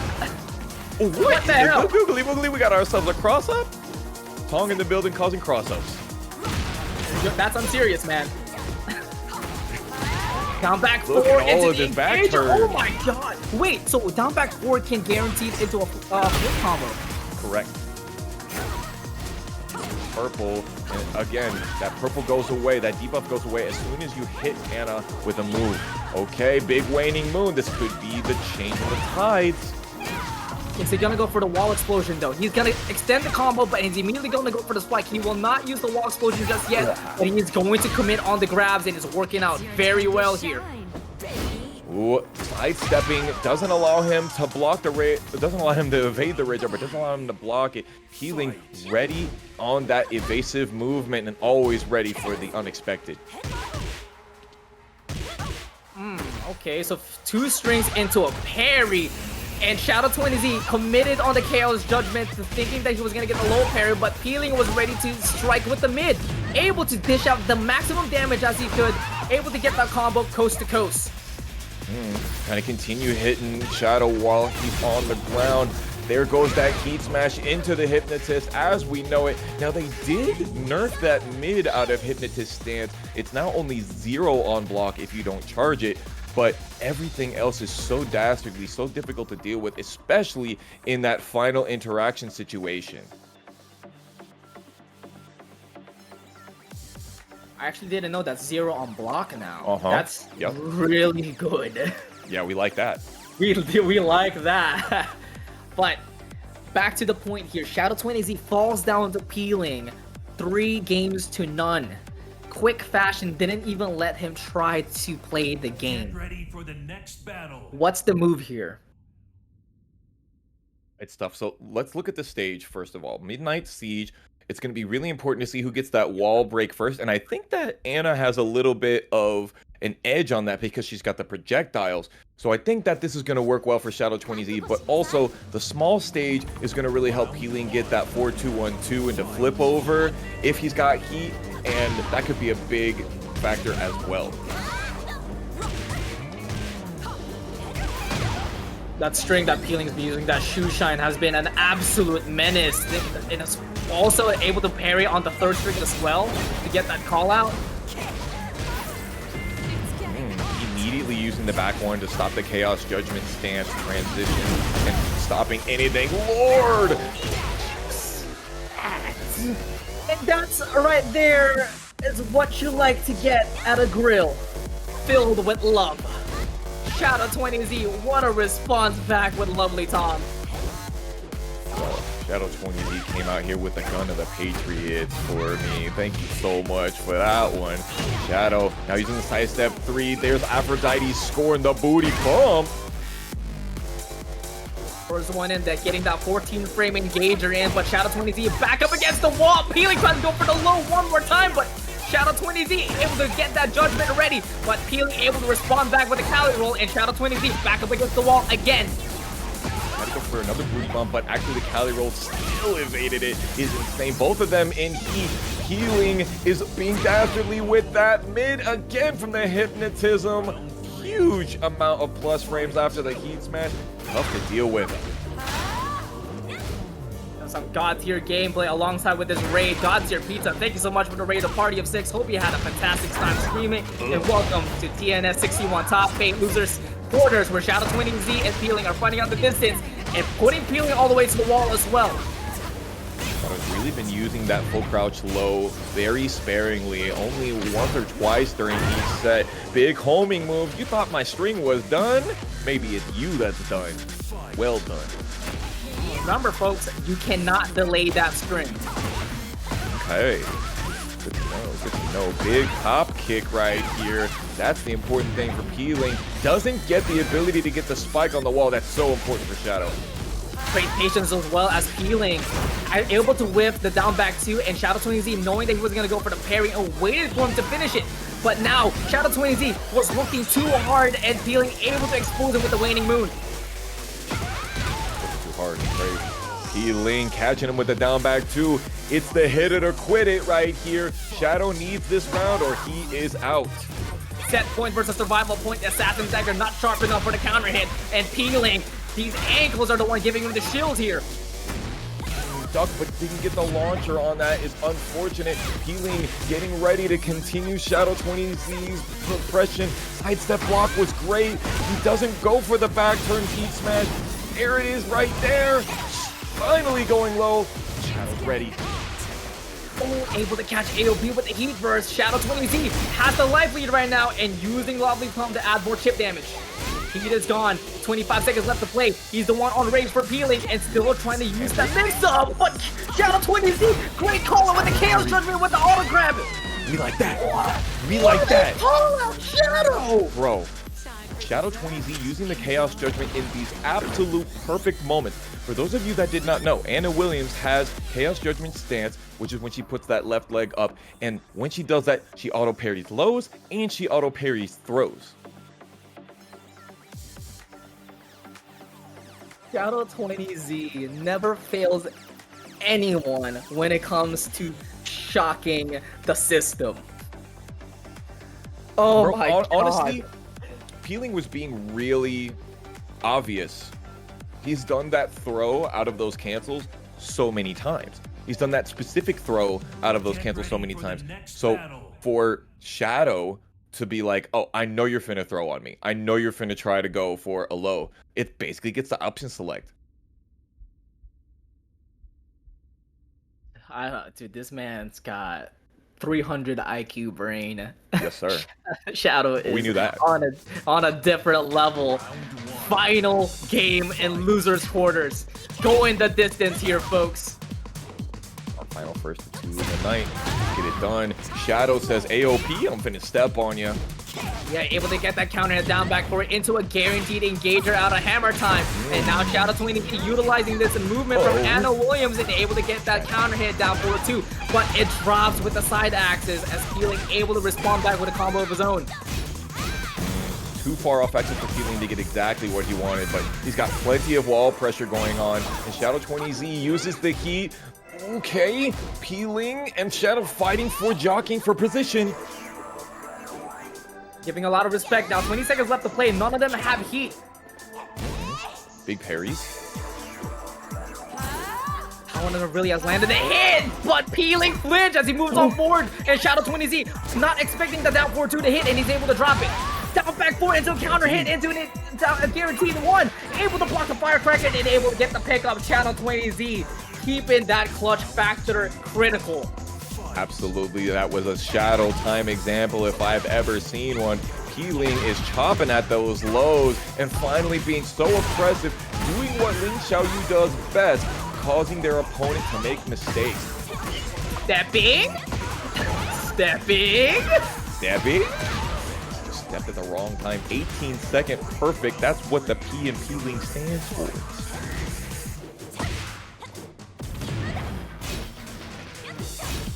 First one to activate the heat early here. Peeling able to get some huge damage here, but Shadow 20Z's defense is just so clear.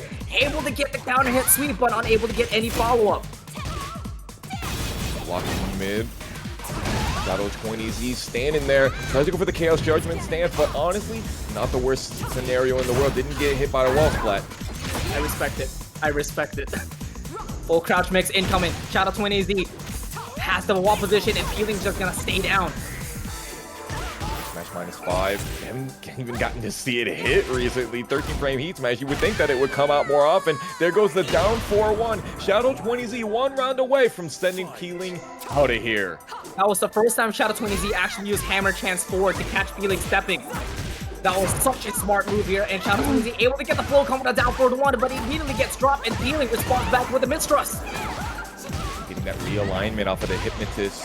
There we go. Peeling is going to get the spike into that guaranteed damage, into the sidestep forward, makes you turn around and makes the Oki even more dastardly. The final round of Losers Quarters.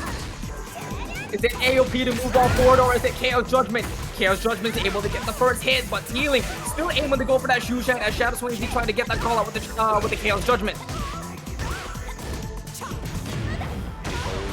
Low crushes. Peeling, using the heat. Shadow slaps him down. Run up heat burst. This is the time. Gotta use all your resources. Sidestep into the back turn heat smash. Oh, you waited just a little bit too long right there, Peeling. Get backflipped on yourself, but it's not over. It's not over. Slash kick follows up, and Peeling able to convert it, but the last hit drops. The knee does not follow up. Oh, that was a lot of damage. Chat, I need to know. What I do know, we're going to see some perfection on the stream. Dr.TheJakeMan versus JoeCrush. Oni versus Paragon. Yeah, Oni. Damn right, because that is one hell of a knee that JakeMan just showed out. Okay, there's the first clapper. The first make some noise. Dr.TheJakeMan ready for it. Definitely ready for that down back 1 as he's able to get that instant flash step into the heat burst, but it won't do the job as JoeCrush raises the volume on Make Some Noise and closes it out. Crouch dash, Okazame. Dr.TheJakeMan not able to get these wall standing 1+2s. Joe clapping on him. 57 damage guaranteed for the counter hit. Ooh, the back 3 catching JoeCrush with the clapper here and able to get a full combo as well. 41 damage, but it's still something. He chose to be able to do the armor move while Joe was beginning the string, so he caught him aerial in the middle, unlike when you do it after 2-1. Good strategy, it was really working out for him, but unfortunately he's got a pixel and a dream, and it's looking like a beautiful nightmare instead.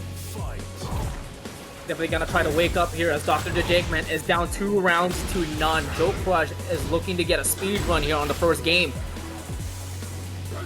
Both of them really wanting to stay in each other's bubbles. The keep out game is so important. Neither one wants to give them inch, but Joe is finally getting in there with his plus flames from Slifer the Sky Dragon, as a matter of fact, right here. He's spitting on him. JoeCrush getting another game on the board. Yeah, you know what? That does make sense with him being Slifer the Sky Dragon. He did have a Winged Dragon of Raw customization, didn't he? Mm-hmm. Yep, chat was letting us know that that's exactly what the custom was. Shout out to the homies in chat helping us out to be able to decipher the Slifer right here. But will he bring out the Torment towards JakeMan if he loses? Will he bring out the Obelisk? Or he's gonna keep it raw with the raw? Yo, Brawl Pro in the chat. What's up, Brawl Pro? Clap needs to go. You heard him here, folks. Clap needs to go, you know, possible, but we were talking about it earlier. King has some of the best power crush moves in the game, so maybe that's the key. But Dr.TheJakeMan losing the first 3 rounds of game 1 is definitely not looking like a recipe for success. Looking pretty good right now for JakeMan. Has a very convincing life lead, but JoeCrush does have resources to make the comeback, but he jumps on backwards and JakeMan catches him in the air and closes out the round. Immediate tomahawk right there. Blue Spark even has to go for some Tijuana. Nothing doing. Full pulverizer string. JoeCrush is digging deep into the move list. Definitely challenging a lot more here with the jabs and stopping all the pressure by JoeCrush, but Joe is the one that's stopping as well. After the heat dash with the back one, two going straight into the clapper. Make some noise. Looking tasty with that end of that round.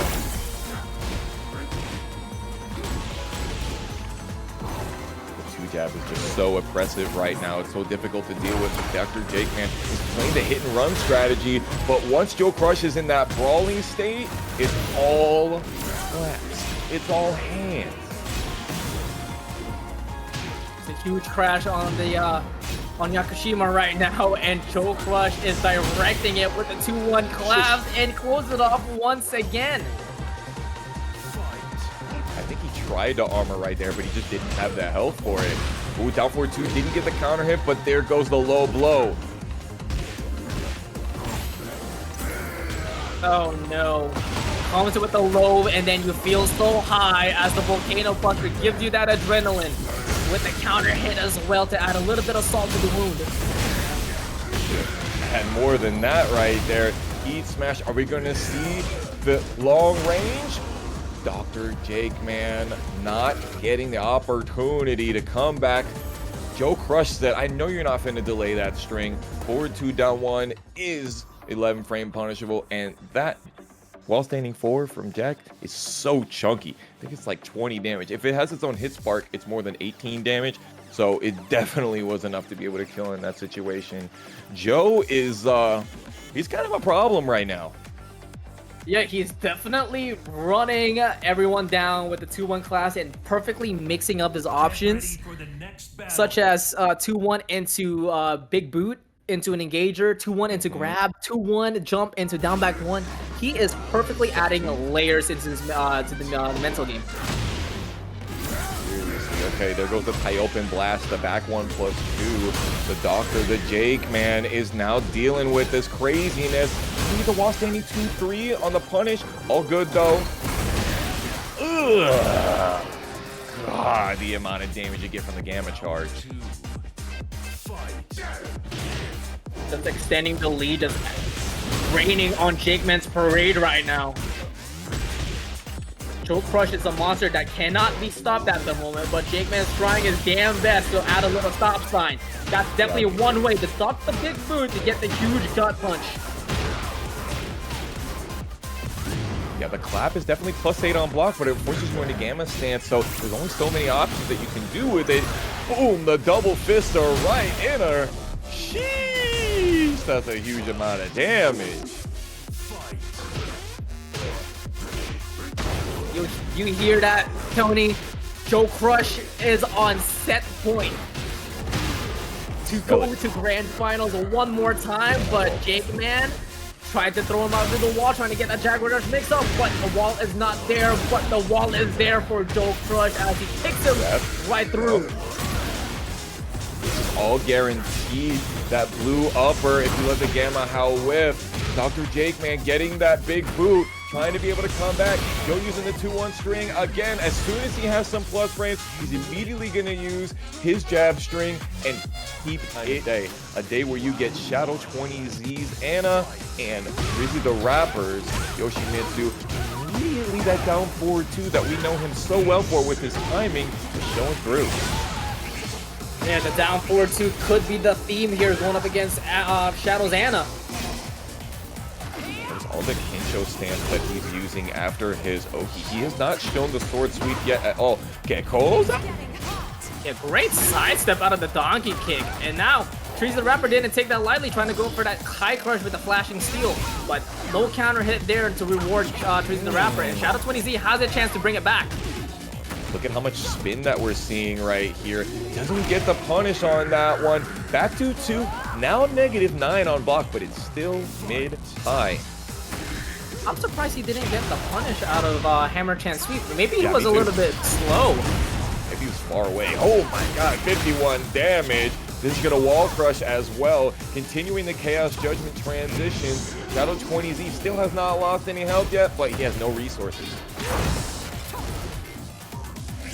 Not a lot of space to work with, but TrizzyTheRapper is going to make some with the cross sword heat dash. But Shadow20Z immediately putting a little bit of stop sign with the jabs and closing off the distance with the down back forward with the Hammer Chance 1. Bro, stepping on those very nice shoes with TrizzyTheRapper. Just a plus 17-ish into Kincho. Going to the flea. Flashing steel, nothing allowing. Cross sword, but damn, Shadow20Z is blocking these flea lows and able to get a little bit of punish. Getting really good punishes. Anna getting while standing 3, that 11 frame punish that allows her to go into Chaos Judgment stance. Just super good for her character. Yeah, your heat burst is 100% going to catch him out of the flea transition. Yeah, trying to go for the Oswald Frenzy into the mix out of the Pleasure Time stance and trying to extend the combo, but a little bit short. But we're gonna bait Trizzy with Eternal Love as he finishes off with Aphrodite scoring.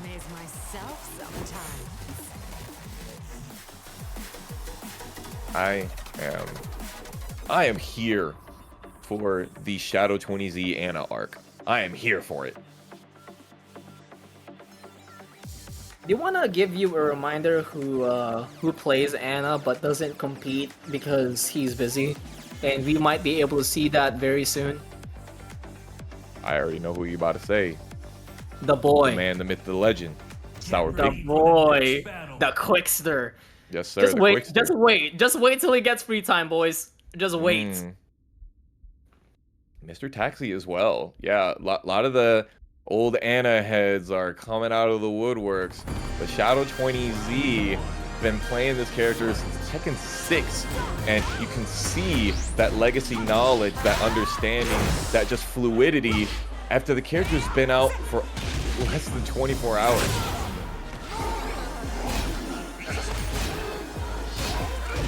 Definitely got that legacy carry on over, but damn, Shadow20Z able to get his guaranteed engager afterwards and putting himself on fire.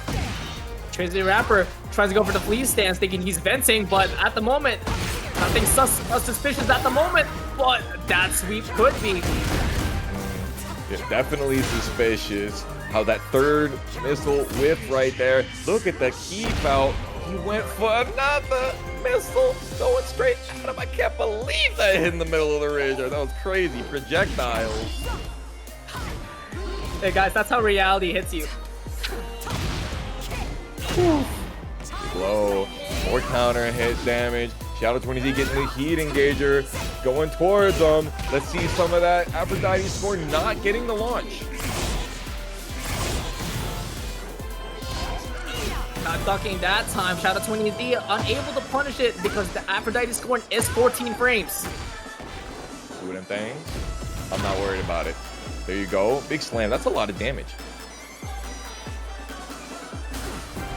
Both of them no longer at heat, and Shadow 20Z is playing with him with the pleasure time and catches him with that Banshee Scream. Dang, the keep out was absolutely immaculate. Shadow just knew the exact timing. No, way too far away. TrizzyTheRapper has been using the pushback on the warp strike to his advantage. It's giving kind of old Yoshimitsu forward 1+2 from Tekken 7 amounts of pushback. We like that.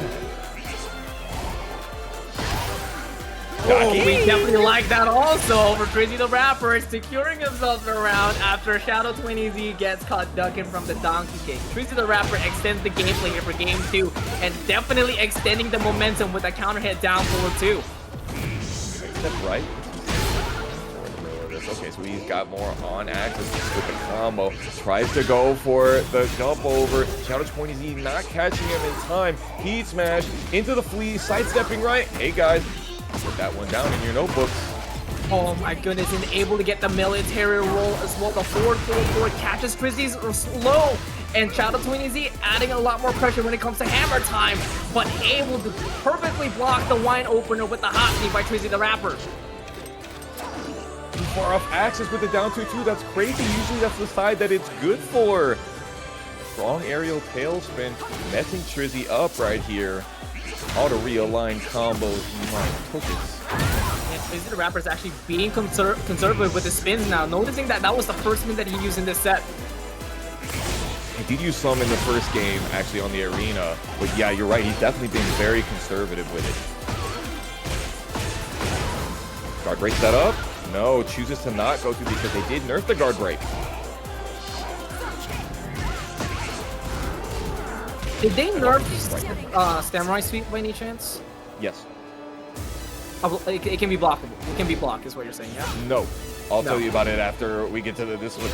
We're in shadow time right now. I can't be talking about moves that we haven't even seen yet. UCF1, TrizzyTheRapper getting the whiff punishment.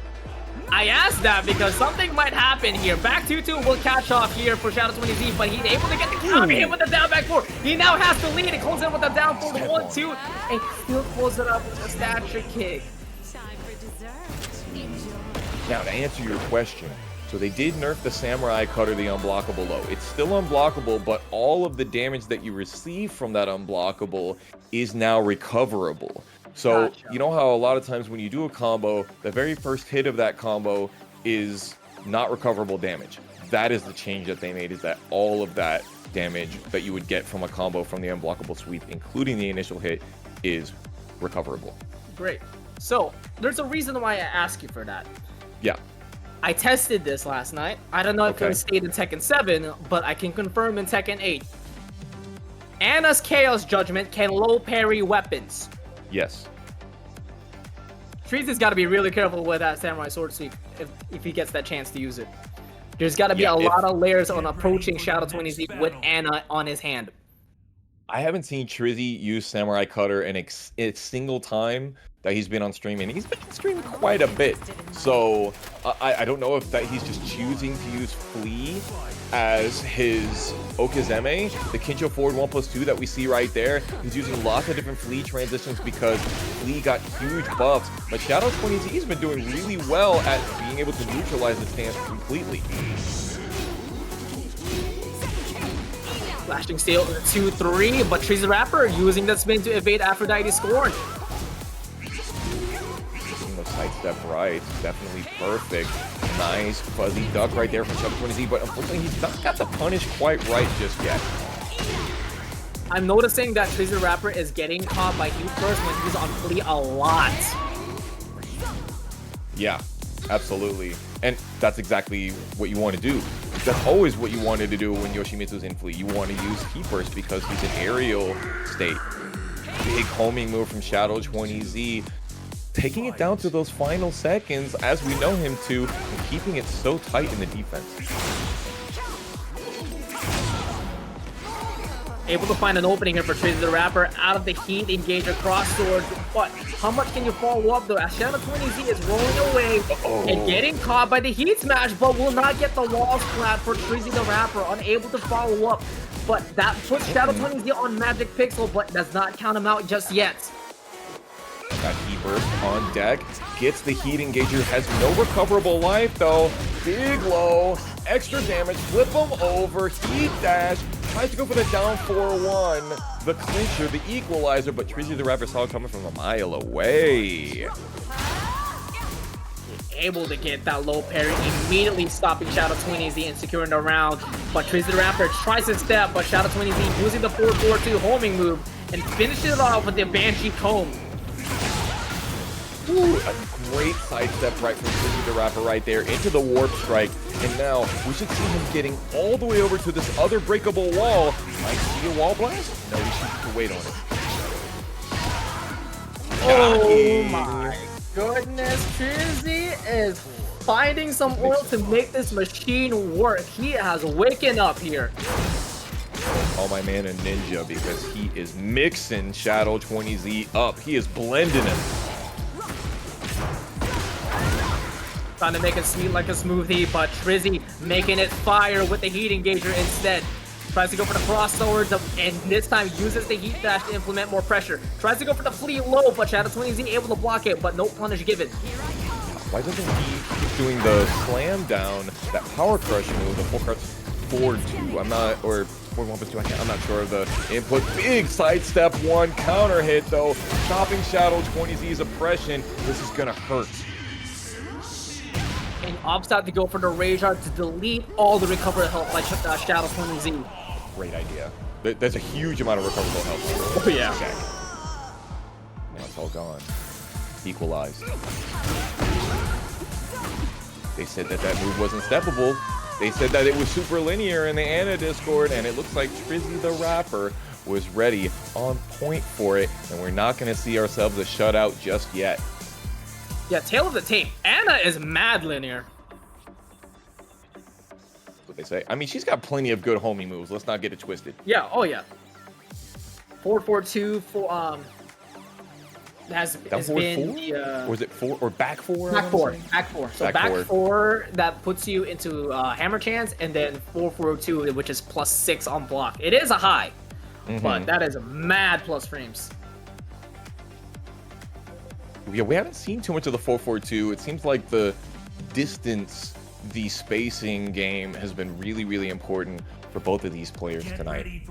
Okay, hold on. Correction. Not +6, +4 on block. +4, right. It is a 17-frame startup, and the move name is called Headless Horseman. That's right. It's called Headless Horseman. That's such a sick name. So you could definitely say that Sleepy Hollow is on arrival. You're sleeping out here, of course. You already know where you're at. Tampa never sleeps. Lord have mercy. This is from my nightmares. Get this off my screen. Shadow20Z. You know, I'm a big Yoshimitsu fan. I'm a big Trizzy fan, but I need this guy off my screen immediately. I got a little bit of arachnophobia. Yeah, that, but also, I may have mentioned someone feeling a little bit hollow, but Trizzy feeling a little bit slender. Damage is looking meaty though. That is 100% a tornado launcher. TrizzyTheRapper getting Shadow on this wall, almost up back 1+2. Heal! A lot of tip range option, and Shadow20Z tried to open up a bottle of wine, but TrizzyTheRapper able to evade that and goes for the orbital. First time we've seen the upward 1 string tonight. I haven't seen a lot of that just yet.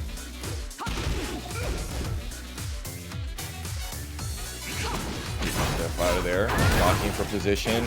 Big hammer finishes the string completely, and that's gonna do it. That's one of the first perfects that we've seen in a long time. In a while for tonight, yeah. And remember, folks, you cannot interrupt that string. You gotta hold it. You either duck the high or you hold the mid. Not launch punishable, it looks like, and Shadow20Z is gonna make TrizzyTheRapper pay the price. Nice commitment on the low-high string here by TrizzyTheRapper, able to punish it perfectly with a hot knee. Trying to find some momentum here and able to get that cross sword. And now adding more pressure after the heat smash with the Dragonfly, but puts immediately on ground, and Shadow20Z immediately sidewalks to the left. Great back turn options as well. Doesn't have the ability to close out. Look at the spacing game. They're both not wanting to press on one another. It's all timing, and the Fubuki knee. 444 sends Shadow20Z bouncing on the floor. And that's going to send us to a possibility of TrizzyTheRapper playing up the stage. Folks, he's on survival point. He's running on fumes and running on your energy. Will we see a final game?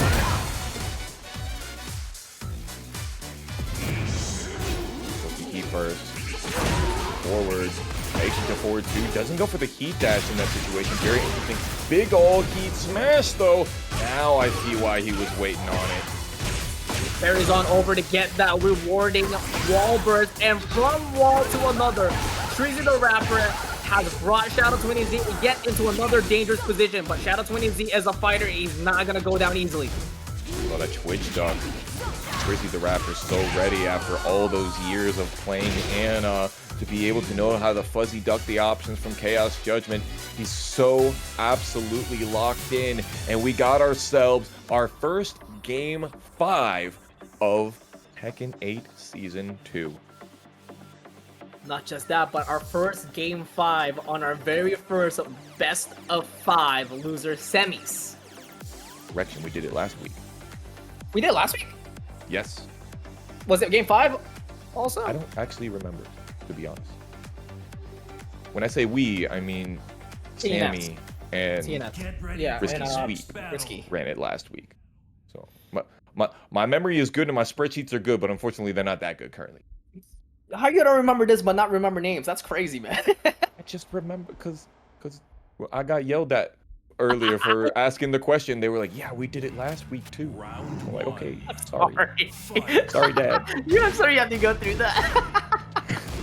You know what, like when you're in production and then you ask a question that you should know the answer to, and you're like, uh-oh. Oh my god, speaking of knowing the answers out here, Assassin's Dagger counter hit, that's the first one of the night that we've seen. Yeah, add a little blue spark with a little style as well. Shout out to TOURNEY on deck and definitely locked in on Game 5. Once again, TrizzyTheRapper jabs out on the third string thinking he could interrupt, but shout out to TOURNEY wins the fight. Once again, TrizzyTheRapper starts out with a sidestep counter hit down forward 2. Or perfect spacing into the corner. Tech rolling into the corner is absolutely a choice. And so was using the rocket launcher at that spacing. Okay, extras. Read all about it. Read that tech roll and not ducking low like a book. Time to get a library card. We are in Times Square after all, as TrizzyTheRapper definitely read that book. Can't go for that Chaos Judgment low high string, as TrizzyTheRapper once again punishes it perfectly with the hop, sending Shadow20Z next to the barricades. Oh, there's a forward 1+2. Trizzy going for the heat smash. Immediately going into some more heat. He's just chopping down with the chip damage right there. 1-1. And for the first time, TrizzyTheRapper is up. It's looking like his Anna Williams matchup knowledge is carrying here. Yeah, Shadow20Z is breaking down as TrizzyTheRapper is writing yet another song. Going for the low once again out of the flea stance. And Shadow20Z finally not ducking out of their ankles. Continuing to go with that high slap afterwards, the fastest option after the Chaos Judgment. But TrizzyTheRapper keeps ducking. Luckily though, Shadow20Z is ready. Great sidewall. But this is the last most important hit because now TrizzyTheRapper doesn't have the debuff. Yeah, trying to get that debuff, trying to make TrizzyTheRapper fragile. Down 4-2, no counter hit at that time, but that puts Shadow20Z on rage. 20 seconds left to play, 15 now. It's shadow time, but time for TrizzyTheRapper to shine with this low parry, and that's gonna do it. He sends himself fervently into the top 3 spot and overtakes my favorite to go into Grand Final. Tampa never sleeps. Wake up with coffee territory. Oh man, he definitely woke up immediately once again with a counter hit down forward 2. TrizzyTheRapper being mysterious on this approach. 100%. And with great power comes great responsibility. Dr.TheJakeMan trying to use that muscle armor, not working out for him. TrizzyTheRapper, again, choosing not to use the samurai cutter. Tough not getting that punish right there. And Dr.TheJakeMan capitalizing on the opportunity. And here it is, the 3-2-2 into the Jaguar dash into the guaranteed low. JakeMan very, very close to get that whip under the 4-2-1, but TrizzyTheRapper was able to recover fast enough. Now he's adding a little bit more intimidation with a Jaguar dash, but Trizzy, not afraid, able to slice, but then punishes it with the hop knee. Lateral movement buff, question mark? Let's see. Nice wall standing 4 to be able to get out of there, but the wall standing 1-2. Now 13 frame startup instead of 14, catching Dr.TheJakeMan. Trying to go for the high. Now notice that this is a run back out of the top 8 winners, and TrizzyTheRapper did not use Jack for the first game. Nice sidestep down forward 2, one more time. TrizzyTheRapper showing JakeMan what prescriptions he's got. 1+2, flip him over, or this Kincho stance into the Kincho 4-1+2 for the flea, and he keeps trying to go for that kangaroo kick. Big skyscraper launcher, and only 13 frame punishable. She used the counter hit, but didn't have the wherewithal to know that he was going to be able to get the flea bounce tornado. 70 damage coming at you, 84 actually because of the rage. Oh, what defense option there by TrizzyTheRapper, but JakeMan's defense is also solid as he's able to duck the dragonfly grab or Spirited Away.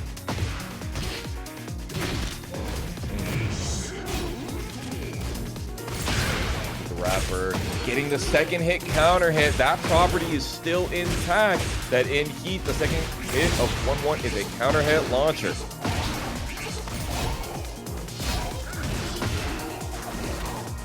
Oh, man. I'll take you for a spin. Why not? I don't need homing throws to catch you while you're spinning away. Back dash. Earlier, Trizzy was able to sidestep the heat smash, but the delay of the timing got Dr.TheJakeMan to be able to lock in on him. Uh-oh. Weibo. He's being confident now. Going for the Dragon Sleeper into the arm breaker. JakeMan, what's her follow-up here? Nothing. TrizzyTheRapper wakes up with the while standing 4 as JakeMan tries to respond back with the muscle armor, but unable to respond with any attacking moves. Uh-oh. He's trying to armor through it, and TrizzyTheRapper got the muscle busted. Oh my goodness, the Kincho forward 1+2. The Kincho mix has been instrumental for TrizzyTheRapper's success. Yeah, Kincho 1+2 and a down forward 2 has been the MVP of his toolkit right now. Dang, I can't believe that the Warp Strike didn't hit in that situation. Nice break on the crouch throw. Boom. Give him enough room, and JakeMan's going to abuse that hop knee to expose TrizzyTheRapper. Didn't break the balcony this time. Will you use it? No, will not. 3-2-2 will not break the balcony, and JakeMan tried to go for the low grab mix-up. Run into the wall is tragic. Unfortunate. You take 8 damage, and then you're in an even worse position than you wanted to be. Damn. He spun the wrong way. Yep. You hate to see it, man. Damn shame. And now when you have the ability to sidestep into the foreground and the background, you just spun for nothing. Spun for less than nothing. Damn, we have a Jake Gyllenhaal conversation in chat. That's actually base. Yeah, kind of cooking over here. Yo, Yeah, speaking Jake... of base, Crazy G16 with the party of 5. Thank you so much for raiding us. And hope you are enjoying your evening. Hope you had a great stream. Strap yourself in for top 3 action. TrizzyTheRapper versus Dr.TheJakeMan, TEKKEN 8. Yeah. Jaguar versus the Platypus. Natural selection. Interesting that TrizzyTheRapper didn't try to punish the muscle buster or the muscle armor. Nice one. Trizzy finally tried to go for a 14 frame punish off of the gut punch, but was too late. Huge 86 damage. Doesn't go for any of the Jaguar sprint. He's doing hella damage with the eat though. Yeah, a lot of champ damage, but TrizzyTheRapper has no problem regaining it back. Heat in hand, but he's not gonna recover that after the Shining Wizard, and we're gonna close it off with the Frankensteiner. Yes, sir. We got a monster out here in this bracket. That's what the M and Dr.TheJakeMan MD stand for. Gets it down for 4-3, tries to get something off axis, but nothing doing that last hit, the most important one. He would call out with that Atlas Hammer, and TrizzyTheRapper looks at him and questions him, and answers back with a down 4-2, but JakeMan, with Grace falling off to him, Trizzy drops the combo and responds back for the 4-2-1 and adds endless pressure on that round. Oh, big trade. That's gonna give TrizzyTheRapper even more damage on this combo, and he's gonna get himself heat. Backward 1, forward 1+2, does not show the mix at all for the sword sweep. Continuing to go Kinsho, Dr.TheJakeMan gets the crouch, so punished. Oh, backdash into the call out. The wake up kick forward by TrizzyTheRapper gets denied. And he gets caught ducking as JakeMan drops the combo and resets it, pushing him into an advancement on game 2. I don't know, Chief. This is looking a lot like some of the earlier sets that we had. This is looking a lot like one of those steamrollers. Dr.TheJakeMan is not even necessarily using too much of that extended Jaguar armored sprint or the homing throws. A little bit of the 3-2-2 for wall combo, but nothing really in neutral. Just really playing that normal down forward 2-1 muscle armored king that we've seen a lot of. Get ready for the next battle. The thing is that JakeMan is just completely confident with this matchup. It doesn't seem like he needs to rely on the defensive option with the muscle armor, where he completely is okay with just closing out the distance with 4-4 neutral 2, just like that one, down 4-2, down forward 1, and of course the 3-2-2 as well. He's definitely keeping it simple, as he always has. But we want to try to catch TrizzyTheRapper doing something a little sneaky with this pushback here. It's looking like that there's a new meta for forward 1+2 on block from Trizzy. Damn. Something might be guaranteed after that. It looked like there might be something guaranteed there, but Dr.TheJakeMan said, nope. If anybody knows, it's him. Yeah, for sure. As a lab monster for a reason, but JakeMan, the medical doctor, is showing TrizzyTheRapper that he's all wrong. He's got all the fact checks here. JakeMan able to get that 2-2 and pushing Trizzy all the way to the wall. A time to guess for the mix after the Jaguar dash. And count it up one more time for us, Tony. Add another perfect while you're at it. Sheesh. 93 damage off the counter hit black bomb combo into that crazy extended Jaguar spread Oki. Dr.TheJakeMan ready to do it again for you. Little bit of wave dash. He sensed that the wall was a little bit too close for him. Nice punish out of Trunkiez with a back 1-2. And now having great advantage positioning by Dr.TheJakeMan, but TrizzyTheRapper also has a great positioning as he sidesteps out. I'm not worried about this flea. Not one tiny bit. He got the wall splat, but he wasn't ready for it. Didn't get the tornado. And didn't get the break out of the Shining Wizard. One interaction left. What a block out of the alley kick. And TrizzyTheRapper punishes again with the hot knee. He has a chance to make this comeback. He finally doesn't do the Kinsho mix on block. Just waits for JakeMan, trying to see what he's going to do. The generic down 4, down forward 1 in the flashing steel. That is the classic for TrizzyTheRapper. And immediately into the down forward 2 to keep the momentum going. Have this down forward 2 counter. He can't keep getting away with this. TrizzyTheRapper is on a roll right now, but JakeMan tried to answer back with a hop knee, but it wasn't a floated status, so unable to convert it. Big punishes for Dr.TheJakeMan. He's definitely been dealing with Flea very well here. Sidestepping the wrong way. At least Shadow is stepping to the right and doing really well with it, and Dr.TheJakeMan getting caught. Nice block on the drop toe hold kick. Able to get the Wasp 84, but no follow-up. JakeMan opts up for the heat smash, trying to go for the offense, but TrizzyTheRapper gives him a reality check with the flash and steals it right back, pushing us into a set point versus survival point situation. Big punish on the flashing steel right there. TrizzyTheRapper trying to keep himself in here, but big counter hit push into the Jaguar forward 2-1. muscle armor, the heat burst, and flex on him. But TrizzyTheRapper still ducking the clothesline and able to punish JakeMan once again. And now here comes the explosive wall. Doesn't use it, goes for crossroad mix-up. No way we see this entire bracket go without the wall being burst. He was able to react to the 4-4-1+4. You say that they can't react to it. Oh my god, react to this one. Extended Jaguar sprint out of the heat. Dr.TheJakeMan takes it over TrizzyTheRapper. JoeCrush versus JakeMan. He's finna press us forward into our first top cut. Our first finish of Tekken 8 Season 2. Are you as surprised of what first interaction both players did with JakeMan down jabbing first and JoeCrush backdashing down forward too? I was surprised. I'm not surprised. Now, we haven't seen while standing 2-2 into Jaguar sprint outside of Oki. Dr.TheJakeMan is definitely saying, you know what? These breakable walls, we be using them out here. Yeah, take it away immediately. And there we go. JakeMan on lock with the armor retaliation out of the clap, but JoeCrush is the one on point as he wakes up with violence with jabs and closes out the first round of Grand Finals.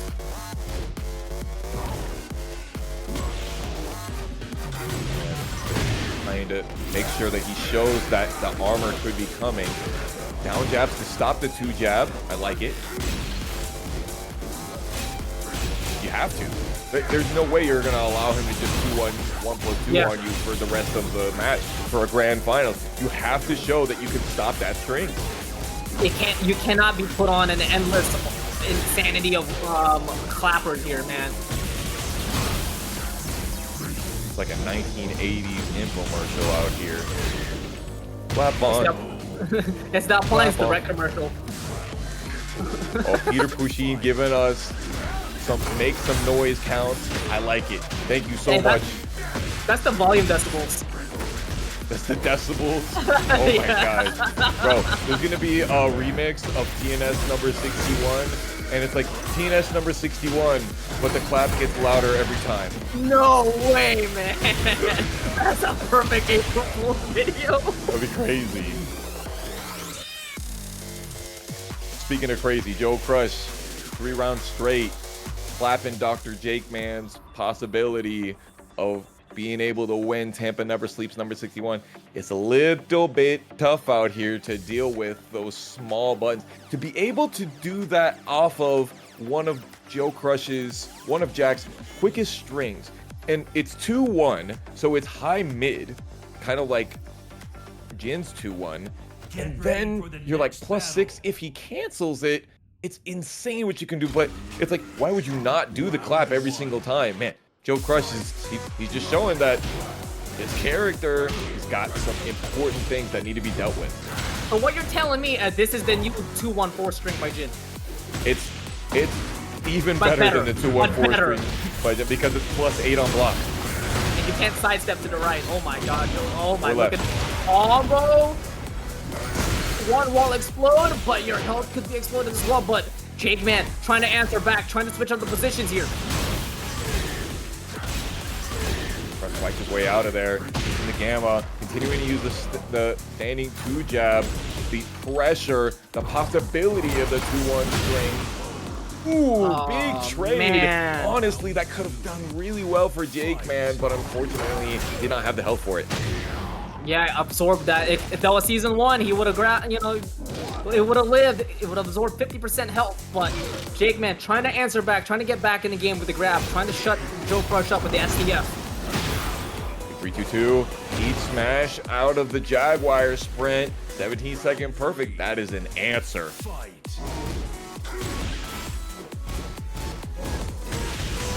JakeMan says he's gonna jab on that situation. It is crazy, but he does get the gut punch after this nice duck.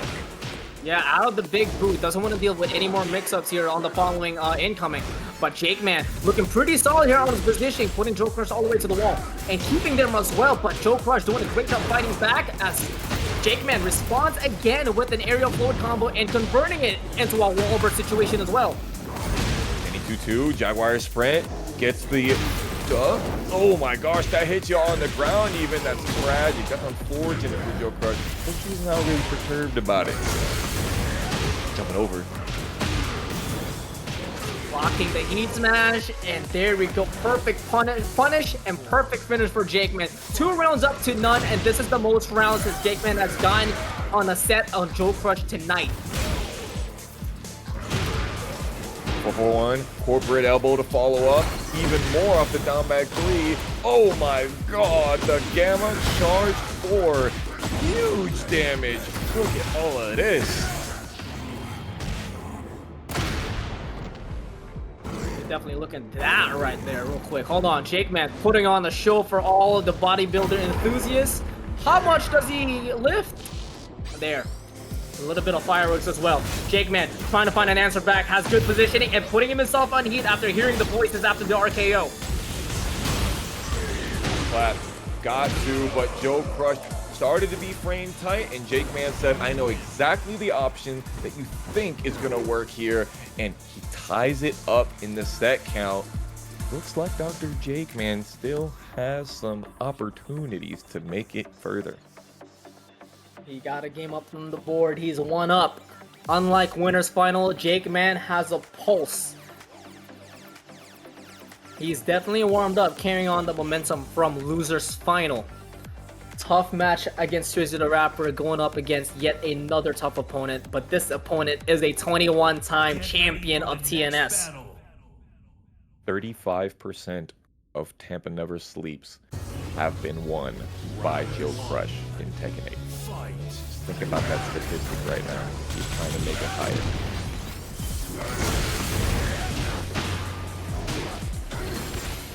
That's kind of crazy. Dr.TheJakeMan got crouch cancel back 1-2 when he ducked under that guard break.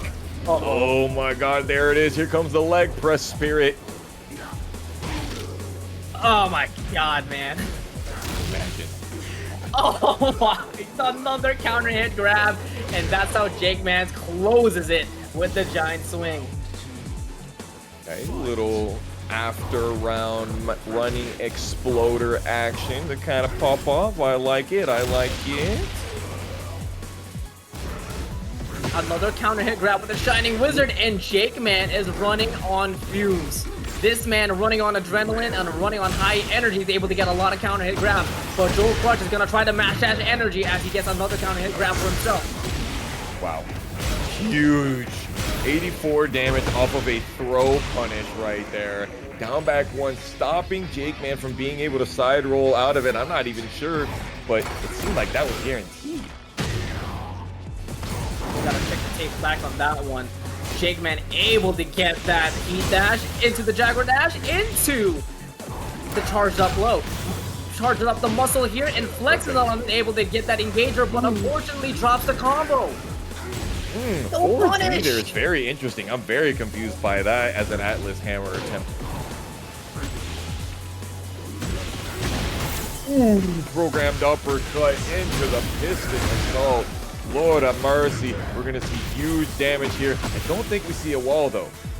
No, but the position's there for JakeMan. He's going to switch it up, and he's going to get the wall splat as well. This is going to look troublesome for JoeCrush. Jaguar damage. He just let it rip. Why the hell not? Catches him ducking with the mid, and JakeMan is up 2 rounds once again. The mind games, the mentality, the meta here is crazy. JakeMan and Joe finally on that layer 2 and layer 3 right now. Just absorbing all that damage with the muscle up, and JakeMan putting himself on heat, trying to make the comeback, but JoeCrush continues to clap on him, putting us ourselves into a final round. Oh, this armor. JakeMan showing how this could be the matchup that really is the equalizer, the kryptonite for Jack. Ooh, that's going to be a good start. Able to break the glass for JakeMan, putting himself in the heat. He should be able to stab, but he only gets a standing forward for the punish. More heat for JoeCrush. Plenty of it for Dr.TheJakeMan. He tries to go for the throw, but the down jab comes through. Dr.TheJakeMan now up in the set.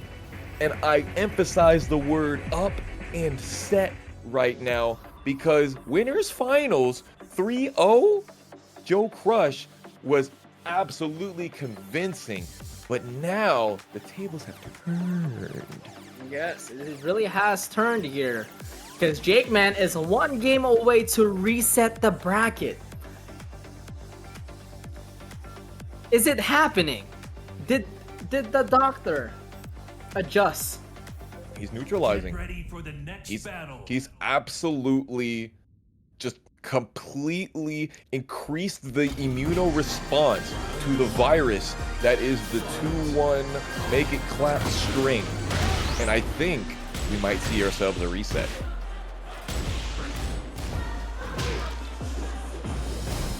Ooh, moving.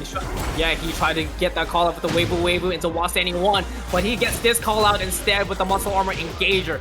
JakeMan's movement is just evading all these jabs from JoeCrush, but not for a while. He tries to Jaguar dash backwards, but Joe able to activate the heat burst, put him in an aerial state to get that full combo.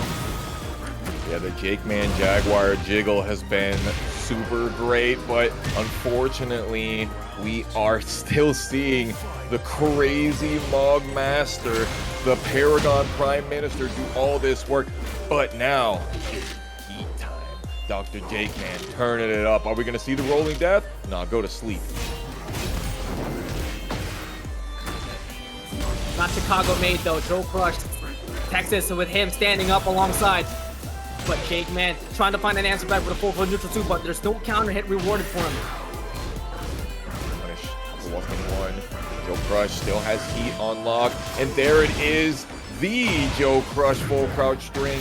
3-hit counter hit confirmable launcher. 92 damage. Guard break into heat smash. One more hit will do it.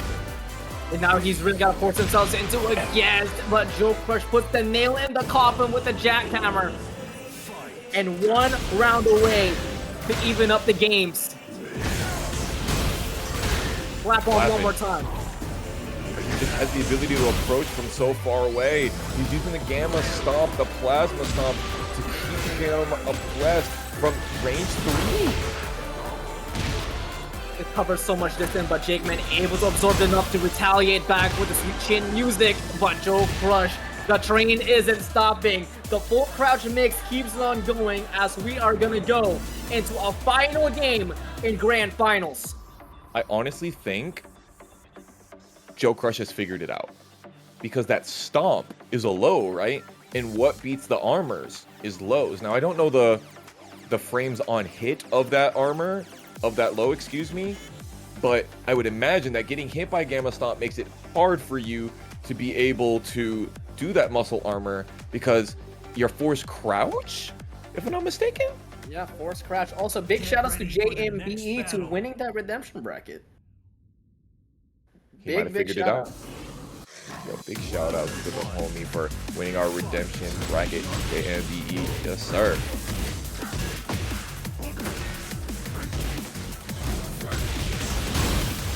Laughing again. Stomping on him. Big trade on the armor. Armor did you no good, unfortunately. Dude, 12 seconds into the game and you do a rage art, it makes sense, but he didn't have that. Yeah, I also believe on that thing. It was going to absorb enough damage. That puts JoeCrush back in the lead here in the grand final set. It's going to pulverize JakeMan, but JakeMan didn't want to deal with any of it as he walks to the left and punishes him with the Hopney. Hey, we got Heat Burst coming up, 100%. Tries to go for the throw. No, one is the Jaguar Sprint Oki.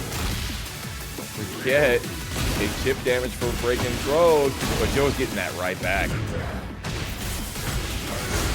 Not a problem, stomps on him. And yet again, another Rage Art to call for JakeMan to stop the oppression by JoeCrush. This is gonna delete a good amount of health and revitalizes JakeMan's health, that 13 health. He gets his own life bar back. Run up. Ooh, okay. The Tomoriru tech. Dash up, key smash. It works. 90% of the time it works. All the time.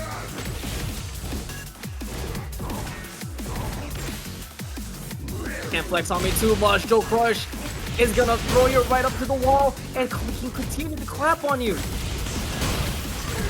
Now he's shown that he's willing to just dash up and wait for the muscle armor as well. So now JakeMan is even less likely to be able to run it. And this is going to be a kill. This is JoeCrush. You can already expect it, y'all.